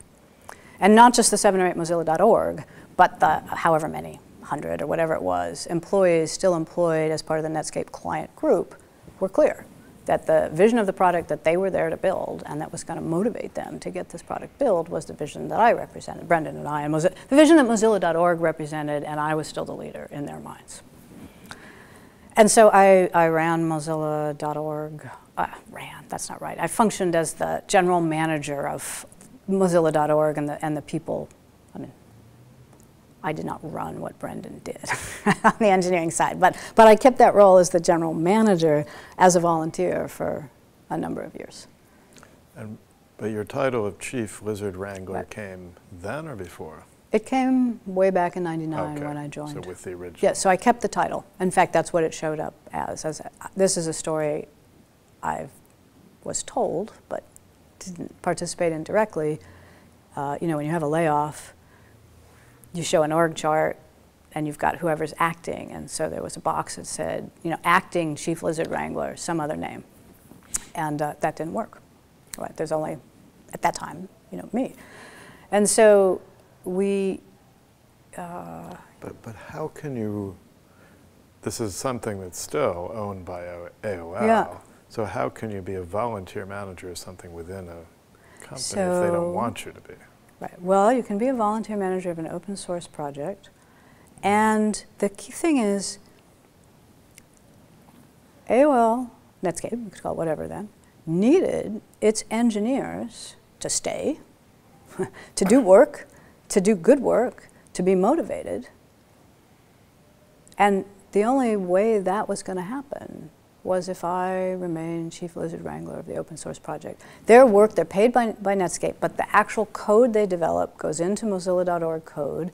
The engineering processes they wanted to work under are the ones that Brendan and I had put in place, not the processes that AOL management wanted. And the vision of the product and the pulling in of a larger community of people to make decisions based on peer review and engineering expertise were the only things that were going to motivate them to stay and ship the product. Because, you know, they're engineers in high demand in Silicon Valley. so that's how. And we, you know, developed, you know, we had a process where we would build Mozilla.org code into the product we thought was right, and then AOL or Netscape would run a subsidiary build process and add in or change or do overlays for the ways they wanted to change the UI so that it would fit better into their own suite of products. And so that went on for a number of years. And we finally, in the middle of that period, managed to ship our first Mozilla product, the Mozilla Application Suite 1.0. And when was that? That, I think, was in June of 2002, I think. We had a party up in the city at Jamie's Club. And that... And sorry, but you were a volunteer for how long then? Approximately. Well, from 2001. From 2001, I became a full-time paid employee of Mozilla again, I think in 2005. So quite some time. A long time. Now, and somewhere, so you were not making money in this period. Well, somewhere I went to work part-time for Mitch Kapor's open source organization. And so Mitch, who I admire, Mitch helped us form Mozilla.org. I mean, helped us form the Mozilla Foundation. We haven't gotten there yet. But I went to work for Mitch's organization. It's funny, I had gotten an email from someone who worked with him when there were 3 of them saying, hey, I'm working with Mitch Kapor, and he's we're working on this new open source organization. We see Mozilla.org. Can we come down and just talk to you and see about what you're doing? I thought, wow, well, of course. They happened to come the day I was fired. So the very first meeting I had after, well, being laid off, but after being laid off was with Mitch. And anyway, so we stayed in contact for a while, and as his organization... And he was sympathetic, obviously. Yeah, I think so. Grew, well, I told him, I'm happy to share my thoughts with you, but I need to tell you that I've just been laid off, and there is a power struggle underway, so you have to take my ideas with a grain of salt here. But anyway, I went to work for his organization part-time, and Mitch funded me, I think it was a day a week. I think he paid me for, I can't remember. But of the number of days he paid me for, 1 was explicit to be working on Mozilla. So I was paid 1 day a week to work on Mozilla, thanks to Mitch's Farsight. But, and then maybe that might have shifted to 2, but full-time back at Mozilla was, yeah, it was a long time. But it was good. Anyway, so... So you shipped the product in that period? Yes, the Mozilla Application Suite 1.0. And you were volunteer, but the others were still working Right. at the same place in Mountain Yes. View, separate physically from the rest of AOL, then, or not? Still, I think, co-located with the Netscape client group inside of AOL. Right, okay. Yeah, so still physically together in that case. And the first product was technically good. Everyone in the technical and open source community responded by saying, wow, I didn't expect it to be that good. Or in engineering speak, wow, it doesn't suck. That's phenomenal. But it didn't grab people's hearts. It was a combination of browser, email reader, IRC client, and 1 or 2 other things. And it had a lot of knobs and dials. And I guess IE was still good enough at the time. So we shipped that, and we were proud of it. We shipped it for a long time, and a small group of people started working on something that was a browser only. Partly because browser only a lot of people wanted, and it was a place to be able to experiment with UI and get out of these constant fights with AOL about what the UI should be because it was a different product. And so that got started. I think it was 5 or 6 people. And meanwhile, I'm working with Mitch, and Mitch also did not like the Mozilla 1.0 product. You know, he's very focused on user experience, and he didn't like the product. Didn't want to use it, preferred IE. But even so, he understood that Mozilla had a place in the ecosystem and in the open source ecosystem, and that we were important to the future. And so he and I had been talking back and forth about, well, what's the future of Mozilla? Can it really survive inside of AOL? Is there any place that would be better? Is there a home for it? What could happen? We thought about his organization, and I think each independently decided it didn't make sense. I was using different technologies, different process, you know, just sort of didn't make sense. But we had really been pretty deeply engaged with it. And well, let me tell you a story, but I might have to ask you to cut it out because I don't know if it's okay. Yeah, by the way, anything you want off the record. Well, I don't know. I'd have to ask IBM. Right. So I'll tell this, but I do need to go back. But I'm saying this partly so we'll know where this is. Oh, okay, great. Okay. So this might be.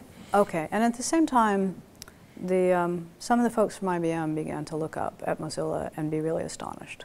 Because even though people weren't really in love with the Mozilla 1.0 product, the open source, like Technorati, enough people were interested. When we released a milestone, like 1 million people would come get it. And in 2001, 2002, that was a lot. To find an open source project and download a browser, 1 million people every X weeks, it was a very large number. And so the IBM folks, their advanced technology, whatever department it was, had their pulse to the ground, had their ears to the ground. And so they found us to say, wow, you're further along than anybody actually understands. Like, can we help? And so a lot of things were sort of in the air, and then AOL decided to stop building a browser, and to lay off the whole engineering Netscape client division that they still had. And fortunately for us, Mozilla had enough mind share that I guess they decided they didn't want to just kill it outright. And in a chance meeting, one of the AOL executives, a guy named Ted Leonsis, ran into Mitch Kapor at the D conference that Kara and Walt run. And Ted knew that Mitch was doing open source, and Ted knows he's got this open source Mozilla project. He's like, hey, Mitch, maybe you're the guy. And this is, of course, all relayed to me. I wasn't there, but that's as I understand it. Mitch, I've got this project, like it needs a home. Why don't you take it? Something like that. I don't know the exact words. And Mitch, fortunately, is like, oh, I know your project. It does need a home. And I know who should be that home. It's not me, but she's working for me. And she and Brendan have been leading this project. And so we've got a home for it. And so that was the start.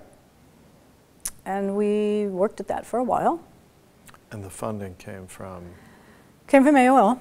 We started at $1 million, and Mitch helped us get a second $1 million. Like, Mitch and I sat down and figured we needed 10 people minimum, like working full time to keep the project viable. And by the way, we're now at 40 minutes after. Okay, well, let's try and we'll work our way through. Okay. We needed probably 10 people. Browser's a big project, web is growing, just all volunteers, it would be slow. Too slow to make a difference. And so we figured 2 million would give us maybe close to 2 years to figure out what to do. And so Mitch helped us a lot in getting some of the terms with AOL settled. And I negotiated the rest. Legal training came in helpful there. I used it more in that phase than I'd used for the prior few years, I think. And we negotiated, that was important. And the other thing we spent a lot of time over was these 4 big boxes.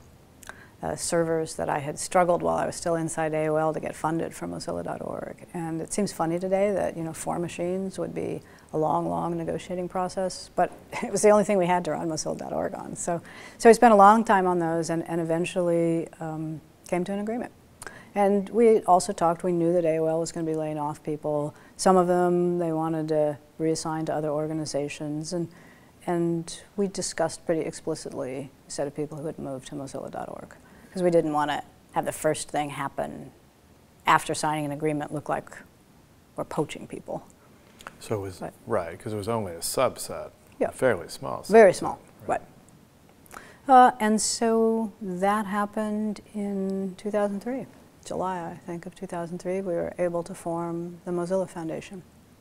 And Mitch, again, was incredibly helpful in many ways. So we had some, and also to me, as a mentor, and now I'm responsible for an organization. It's a nonprofit, so it's got some extra advantages and some extra constraints, but now responsible for figuring out the business model and how to support this set of people and how to grow it and how to take advantage of the opportunity of really controlling our own destiny.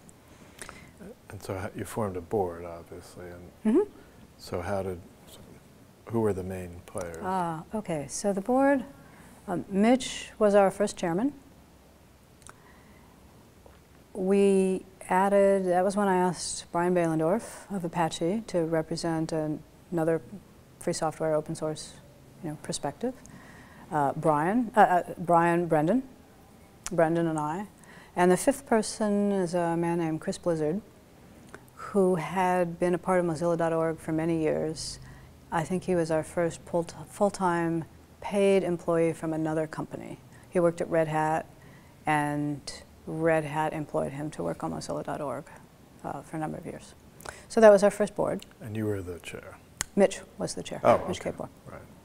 Mitch Kapor. And I did much of the work of forming that board at Tim O'Reilly's open source conference in Oregon. So that was actually very convenient because many of the people I wanted to talk to were right there. And so we announced it not long after that, in July. And the reception was surprising. It turned out once we had an organization, people and other organizations began to contact us. Business and organizations, now they had a place, something to point to. So we got a lot more response than we actually expected. When you were within a company. Yeah. And that was 2003. We were still shipping the Mozilla Application Suite. When we started, we had 1 front-end product application developer for Firefox, 1 for Thunderbird, 2 back-end platform guys, and Brendan, me, engineering manager, release manager,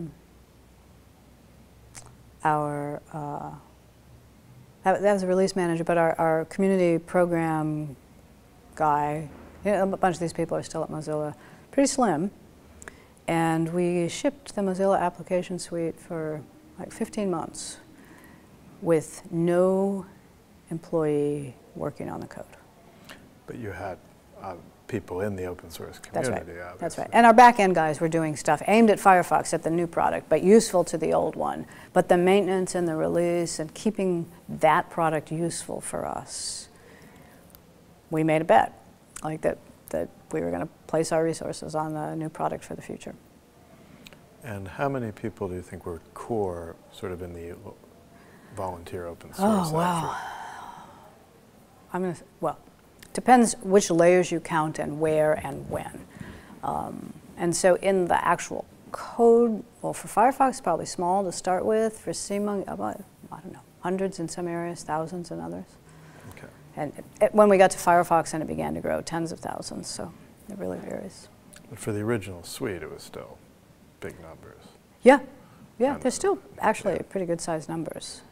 For the number of people. What happens as you have more employees who have however many hours a week they work in it, what happens is the number of people contributing may stay at a percentage, 30 or 40% of the people who contribute are volunteers, but they don't have 40 or 60 or 80 hours a week, so that person, you know, like the size of the contribution will change with your employees. It's a sort of long tail of contribution. Right, but so we still have large numbers of people contributing. Yep. And you were in Mountain View at the same place you are now? Let's see. When we first formed the foundation, our first office was a sublease of a company called Tell Me, run by Mike McCool from Netscape, with another longtime Netscaper as the technology lead there, a guy named JG. And so that was a pretty funky sublease, which we were incredibly grateful for. And I think it was good for them because it was just after the crash of 2000 and they had a ton of space and it was all, you know, expensive space and all that stuff. But also they went out of their way to help us and give us a place. And so that was way, way, way, way back around in the complex, and you had to wander around, and, you know, the doors were always locked and you couldn't get in unless, you know, somebody was there, and no water or anything. You know, had to go to the janitor's closet to get water or wash a dish or something. But it was really great for us. And Mountain View as well. In Mountain View, yeah, by the we're Shoreline. If you're going towards the hills, sort of west of Sound Shoreline, you come over Alma and you turn right. That complex right there. The train goes, you know, right by it there.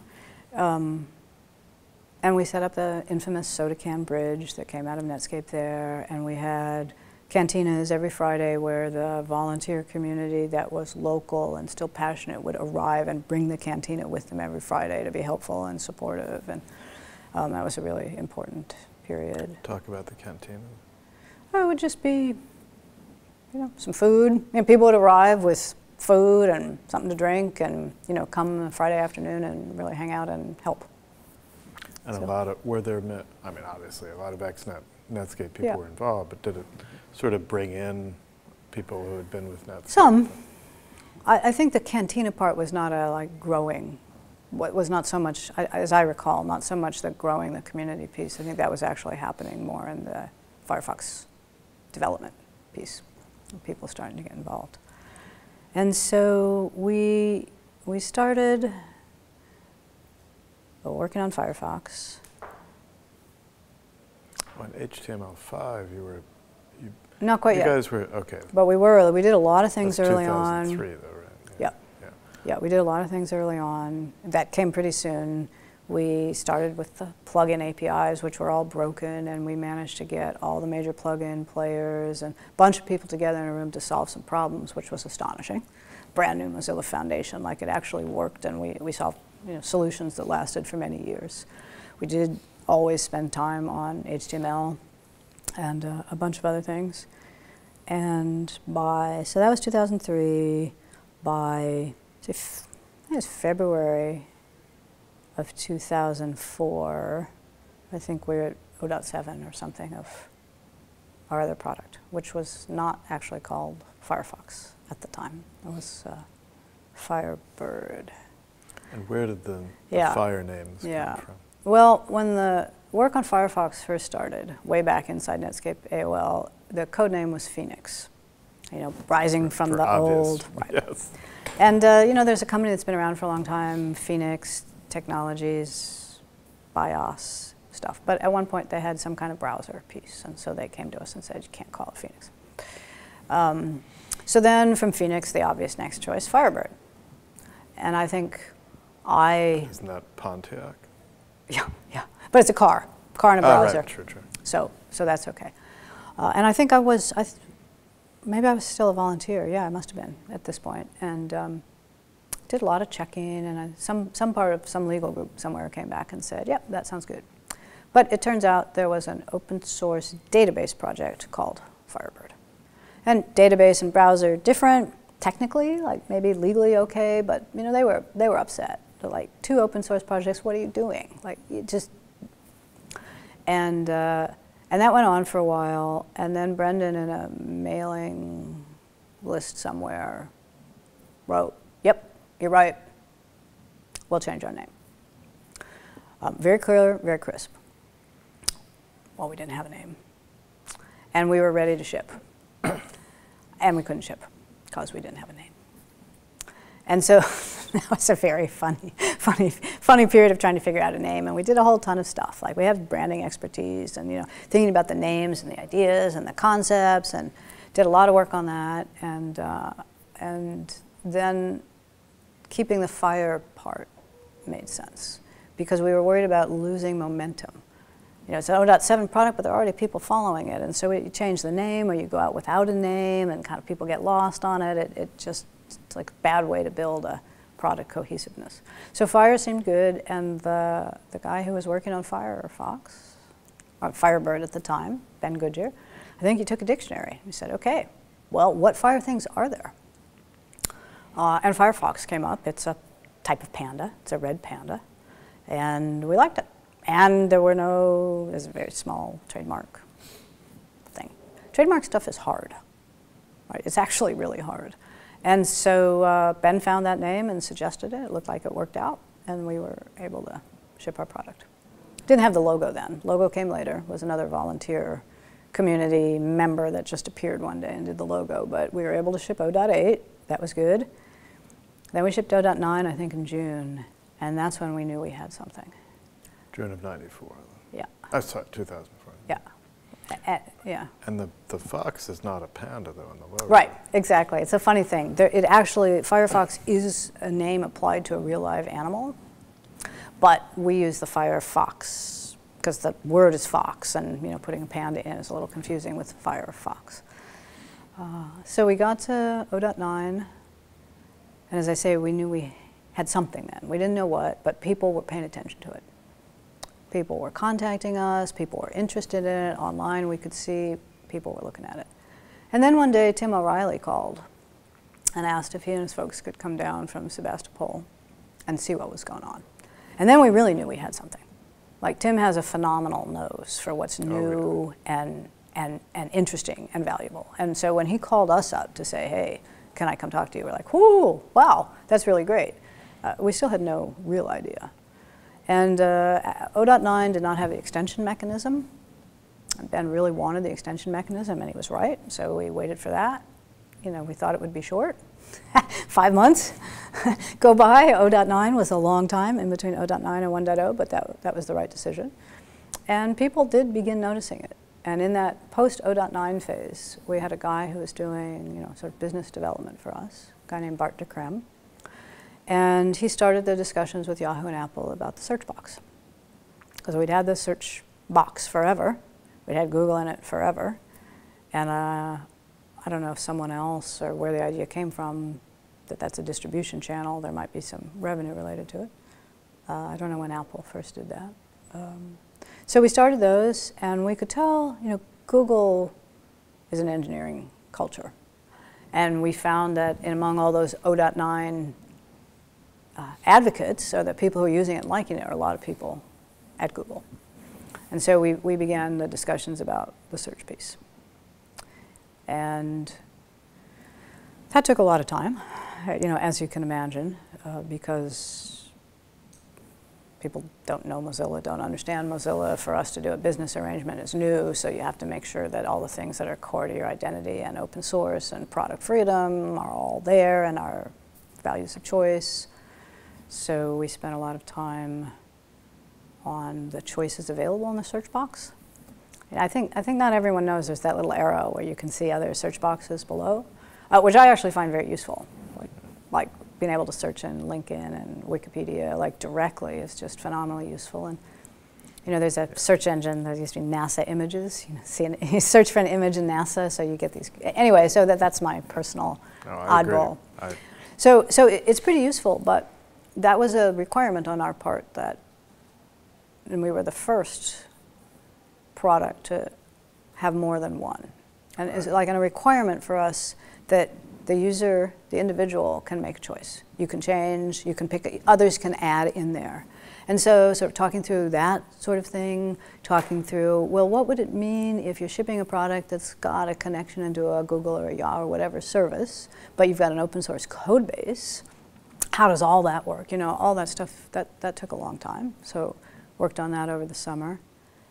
And then I think the last set of things were really about the look and feel. Again, the UI of the product, where, open source project, when you start our old products, like what would you get? Hey, here's how you get the source code. Hey, you want to contribute? You know, hey, you want to build it? You know, useful for developers, but not for a consumer product. So trying to make the start page and the opening and the UI really elegant. And a set of volunteer designers appeared out of the far, far east coast of Canada. And lo and behold, you know, the original Firefox logo came. So that was all new. That was exciting. And then we figured out, what should we do with our start page? It's clear that, you know, Bugzilla and BuildBot aren't the right things to have on the start page. And we spent a lot of time on that too, and finally decided, at the time, the only thing we knew everybody did was search. Like, that's not the automatic necessarily starting point for everybody today, it's just web-wide search, but in 2004, unquestionably.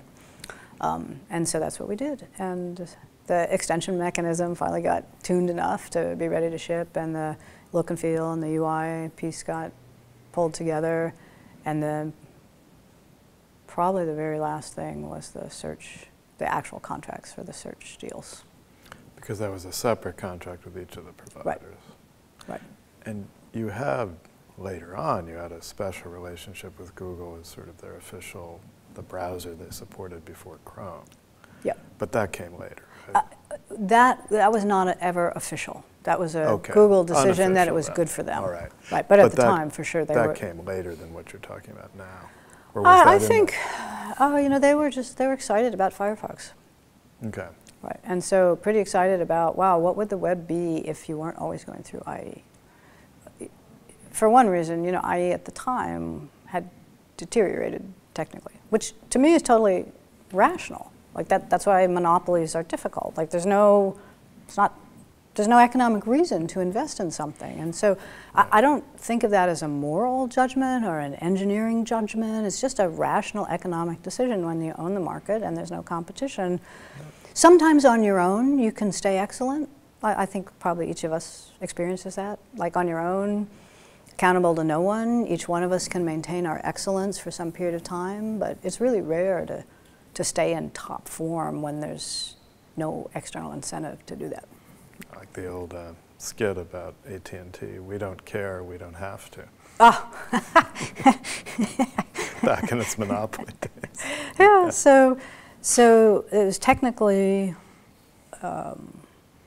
better, Firefox, by a long way. And faster. Which, for sure. As I recall. For sure. For and Google, it's still that fast. was tremendously important. Yes, exactly. Right. And it's still fast. You know, I think the conventional wisdom today is that Chrome is faster, but I think that's conventional wisdom of 2 or 3 years ago. Oh, but not true today. But at the time, there was no comparison. Oh, absolutely. Like, absolutely. Firefox was better on everything. Like, anyway. And sorry, so the HTML5 chunk, I mean, just talk, because we're now passing that chronologically. Yes. Talk about that and your relations with W3C. Yeah. I mean, you've been quoted saying they were more, at the time, focused on the semantic web. Yep. HTML5 was kind of an afterthought. So Right. how involved did the Mozilla Foundation get with you have W3C people on your staff. Yeah, we've been involved with the standards bodies in a pretty serious way forever. And we still are. And I mean, Netscape was, and you sort of inherited that. Yes. Okay. And it's philosophically part of the world we want to see, which is that the internet is open and accessible to all of us, but not through a monopoly, but through interoperability. Right? So that you can make your choices about product or services or payment or identity or whatever is important, and I can, but we can still get to similar content. We're not locked away from each other, and you need interoperability for that. So we've long been key supporters of the standards bodies. And so HTML5, you were part of that committee then? Yes, so we've been part of HTML5 forever. We did struggle with W3's focus on the semantic web at the time because it was clear to us that HTML still had a lot of value to the world and it needed development and it needed focus for that. And, you know, having a disagreement doesn't mean you're enemies forever or you can't work together or you know, it could have been, you know, in a different reality, W3 W3C could have been right, and we could have been wrong. Right? That maybe if you just sort of shift reality 5 degrees to the right, it would have been different. But we're here now, and so we actually were instrumental in starting the What working group, which was sort of a fork of the HTML5 working group of the W3C. And a guy who'd been in opera, was deeply engaged in it. Ian, you have to give me a minute. Ian Hickson. And so we were fundamental in that because we saw ourselves as the force for whom HTML was fundamental. Right? I had some proprietary technologies, and we figured if they needed to, they'd develop something else. Apple participates in standards, but was not the leader at the time on these things. Apple comes and goes as it makes sense to them, and Google wasn't interested in standards in those days. I mean, they've changed, but in those days it was different. So we formed that, and we were really active at it and pretty aggressive at it because it was clear to us this technology has to evolve. There's nothing else like it, and it's got a bunch of traits that are really important. And so we were successful at that. Not successful, I think, in telling the story. I think if you talk about HTML5, people don't think of Mozilla. But Apple and Mozilla, that was us in the early days of the foundation that made it happen and that drove it and that did the work about what's the What working group, how does Apple, for example, participate in something that's not a formal standards body, what do they need, how does Opera participate, what do we need, who runs it, all this stuff. What's the copyright notice? I mean, there's a bunch of things to have made that happen, and we did that. So we're very happy to have been successful at it, and also very gratified that the W3C, looked up and said, there's stuff happening over there. It really should be part of the standards process that we're engaged in. So let's get connected on that. And that, sometimes people don't do that. It becomes like an ongoing, like, bleh, kind of setting. And so I think that's, what's the word I'm looking for? It may not be wrong, but a really positive thing to be able to start to have those connections again and to move back together, closer to something. So. And you saw the multimedia part of it as key, being able to support video. Yes. Yeah. Sometimes people describe the web as, text. We're like, well, no. the traits that we call the web are more about interoperability and finding things and being able to access them and search and so on. So human beings like sound and images. But I mean, to push HTML in a direction that would handle. Oh, yes, and we continue to do that. So we pushed audio and video, although I will say, was it the audio or the video tag? Really was, the first time I ever heard it was from Hakan Lee of Opera, their CTO, and I think it either came through Brendan or it came to me directly. So he should get credit for that. He was the guy who looked up and said, wow, we could actually do this. Oh, well, yeah. I mean, it's been proposed in HTML since 20 years or more, but yeah. Yeah, but when we actually got started doing it, right. that was the right time to look up and say, hey, we could do this, and it went. And we continue to push the web, the capabilities of the web. So in the mobile arena, for a while, people would say, oh, the web can't do the things a mobile device needs. I'm like, well, it can. Let's make it do it. Like, nobody else is interested enough to make it do it. So you want touchscreens, you want accelerometers, you want the range of things that a mobile phone or tablet has. Well, we've added those into the web as well. So, and now we're looking at virtual reality and voice calls. There's a range of things that can happen, and so we continue to try and expand those capabilities. But after that, so that big initial release, that's kind of what yes. created the world that you're still expanding. I mean, got credibility for both yep. Firefox, the Mozilla Foundation. So what happened next? So you had that. Well, in those settings, when things just expand so rapidly, you spend some period of time trying to catch up, sort of running behind, like, wow. Once again, there's just so much to do. So we spent some time, building the robustness of all of our systems. We created the subsidiary, the Mozilla Foundation, because there was enough revenue coming in. Right. I didn't want to be. Because you were a 501c3 right. Right. So some people say we have for-profit subsidiary. And I say, no, that's not true at all. We have a subsidiary that pays taxes. Right? But that subsidiary exists and makes decisions in order to serve the mission of the nonprofit. Right. It's just easier to have that revenue come into an organization that the IRS understands. And this is primarily the revenue from the licensing of search, or? Yeah, yeah, Okay. or revenue generation. So I made a decision early on. I think everything that we do, I think, is utterly focused and for the benefit of the mission. But I didn't think it was Mozilla's best purpose to fight that battle with the IRS. Like, we thought about it. Which battle should Mozilla fight? Because as a nonprofit, that would be earned income. But Well, you don't know. Like, that's the argument. Is it earned income? Does it look like a trade or business? How closely associated to the mission is it? There's a bunch of questions about that. And I thought about it. And I thought, you know, the mission of Mozilla is to build the internet as a global public resource. That's the thing that brings us together. And this other battle is a big battle, and it's not really our focus. So we'll make the subsidiary.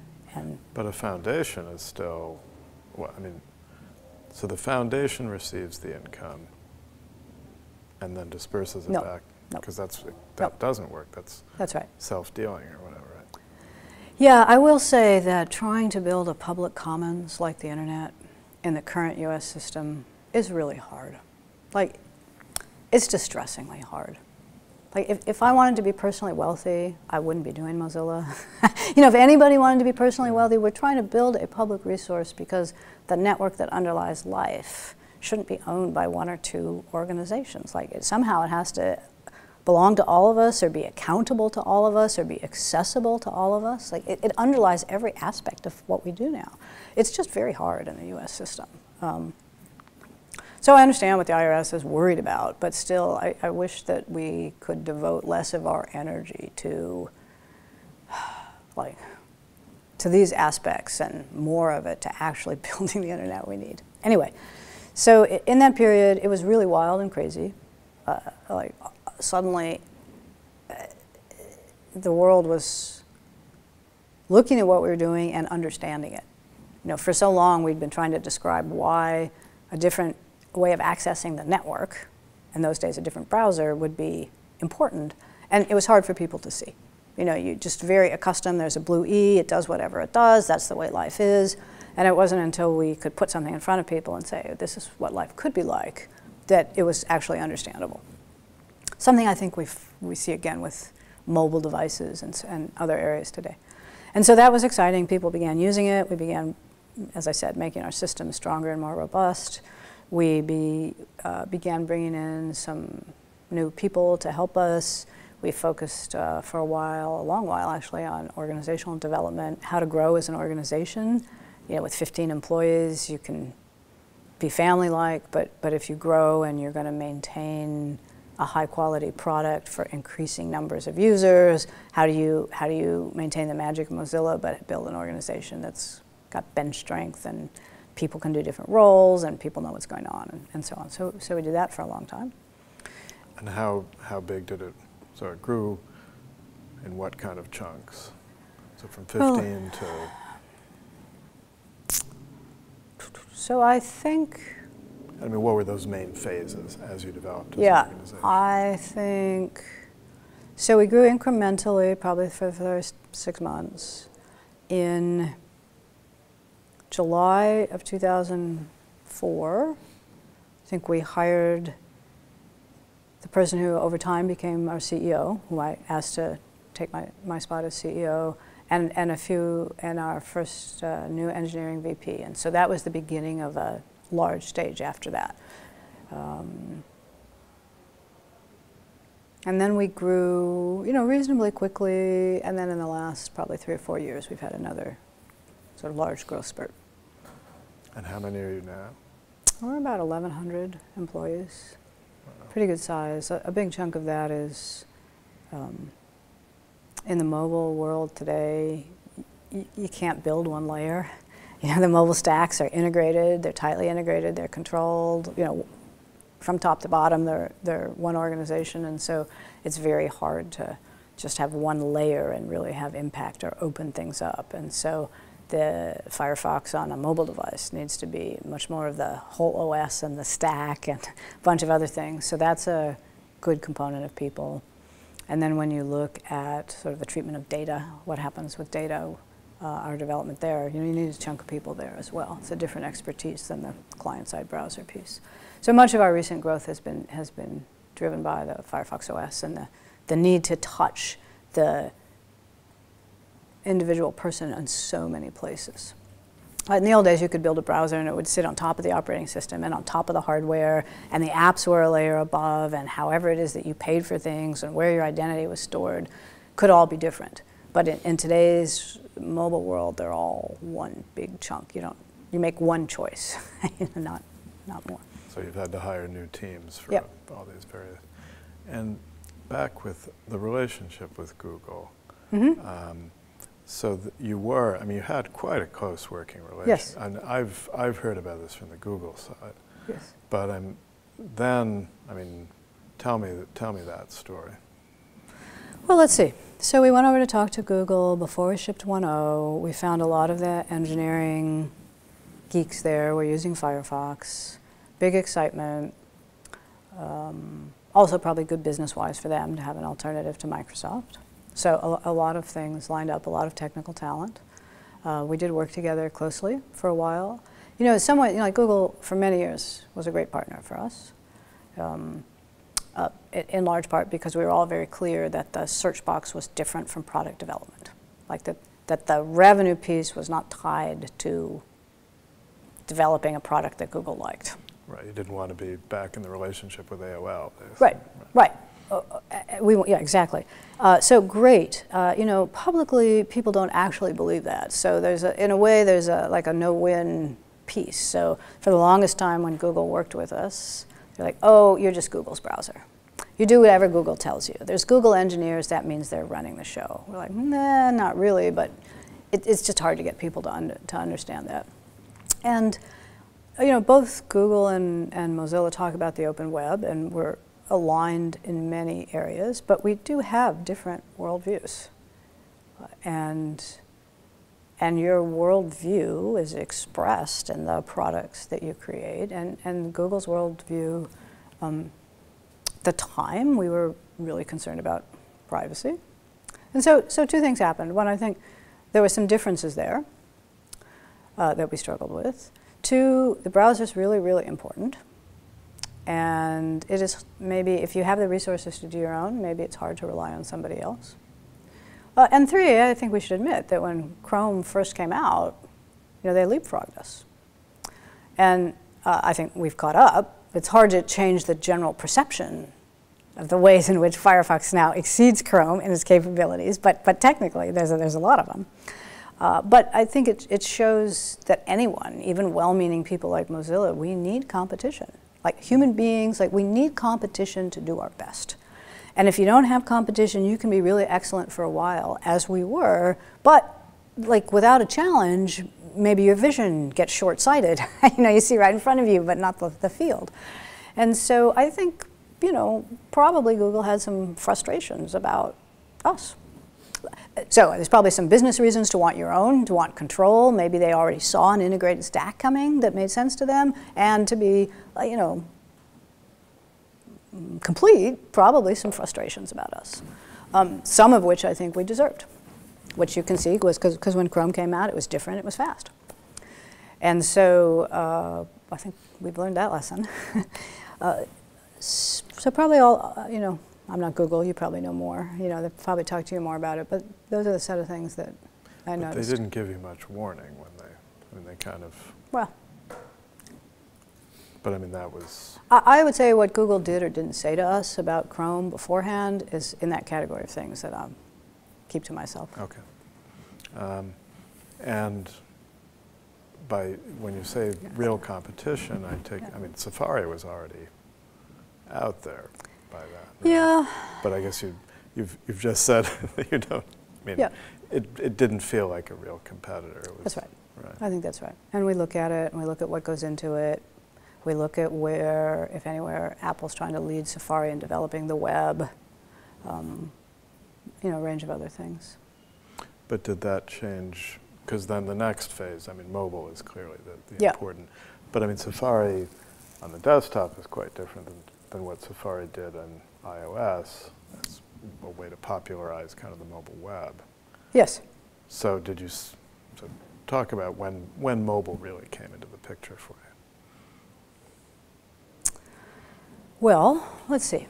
We had been looking at mobile, I think, long before iOS. So pretty early on, we were experimenting with it, thinking about how would you get really a full-fledged web experience onto a phone.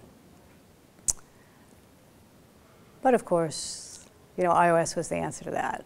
And that took, I think, not only a visionary, but also someone with access to all the layers of the stack, that Apple has. And so, the short answer is on our radar well before iOS, but clearly iOS changed everything. So you're thinking about it on Trios and different sorts of earlier smartphones. Yeah, you remember the J2ME and Brew, there's a bunch of things, all of which we had experiments at, but it was pretty clear. I mean, we could see far enough to know that wasn't the answer. And so we had an ongoing project and exploration, but we didn't have a big, here's our product, here's the next phase, because we could see it wasn't there yet. And then, of course, iOS really changed the entire landscape. And so we've been looking at it for then, but also trying to figure out what is it that we ought to do, and what is the entry point for us. And it took a while to find, how do we have leverage? And so on the technical side, it turns out the way we have leverage is by using the open source parts of the underlying Linux Android kernel piece. Because there's layers of that technology piece as well. There's a kernel-like piece, which is open source, and then as you go up there's more layers, and Google has done more things with, different layers. And so finding that piece on the technical side was important, and we waited until we had that, because redoing all the device drivers, took Linux forever. I mean, a really long time to get the device drivers for a consumer product to work. Works today, but it didn't work, for a long time, because it's a big project with a lot of relationships and loose ends. And so having those layers available to us through open source was an important piece. And when we began to understand, yes, the web can do that stuff. After you've looked at it for a while and you've looked at the new capabilities the hardware has and become convinced that, yes, no one's put them into the web yet, but we understand enough that we can do that. And so there are, certainly you wish we had figured all that out earlier, but I'm happy that we didn't make a giant bet on the old Brew piece, or we didn't make giant bets on things knowing they were too early. And so where we are now, and I think we probably did not expect that the openness and horizontal layer of the web would switch to closed integrated stacks, like one organization making decisions from the technology you can use to what your identity and payment is, all in one system tied together. I don't think we expected that to happen as quickly as it did. Like apps and walled gardens. And your identity and your payment, what services you can get, what competition is available on that device. Like it really switched quickly. And so that's also taking a little bit to figure out, is where are some of the leverage points, and how can we bring the kind of choice and competitive piece and openness that are our reason for existence, into those platforms. So we're working on that now. Firefox OS as a phone is been launched in probably 25 countries, not the US as well. Then there's a real product piece. Like what we want to do now is say, all right, so now we have the hardware, we have the operating system. In some ways it's like the web of old. You can look at the source code for anything that phone does, like in a way that we're used to, but anybody coming onto the network today has not seen. So what we're looking at now is, okay, wow, we actually have the web in these devices with the capabilities of the hardware represented in the freedoms and openness of the web. What kind of experience does that enable? And that's the coming year for us. One other thing that we're been working very hard on the mobile side is to bring an elegant experience down in price point. Right? There's the tendency, especially here, to go up to the most best hardware to get the most that's absolutely possible, and to go up the resource and cost stack, because that's exciting and there's fun new things. We actually have also a really different focus, which is how much power and elegance and ability to experience the web can we get at very affordable devices. And so we've spent a lot of time pushing that and working with the chipset manufacturers and so on to try and get real first-class web devices at a fraction of the price. So we start to see movement by others in that direction, and hope that in the next couple of years we see really high-quality stuff in very different price ranges. Well, thank you. And just to finish up,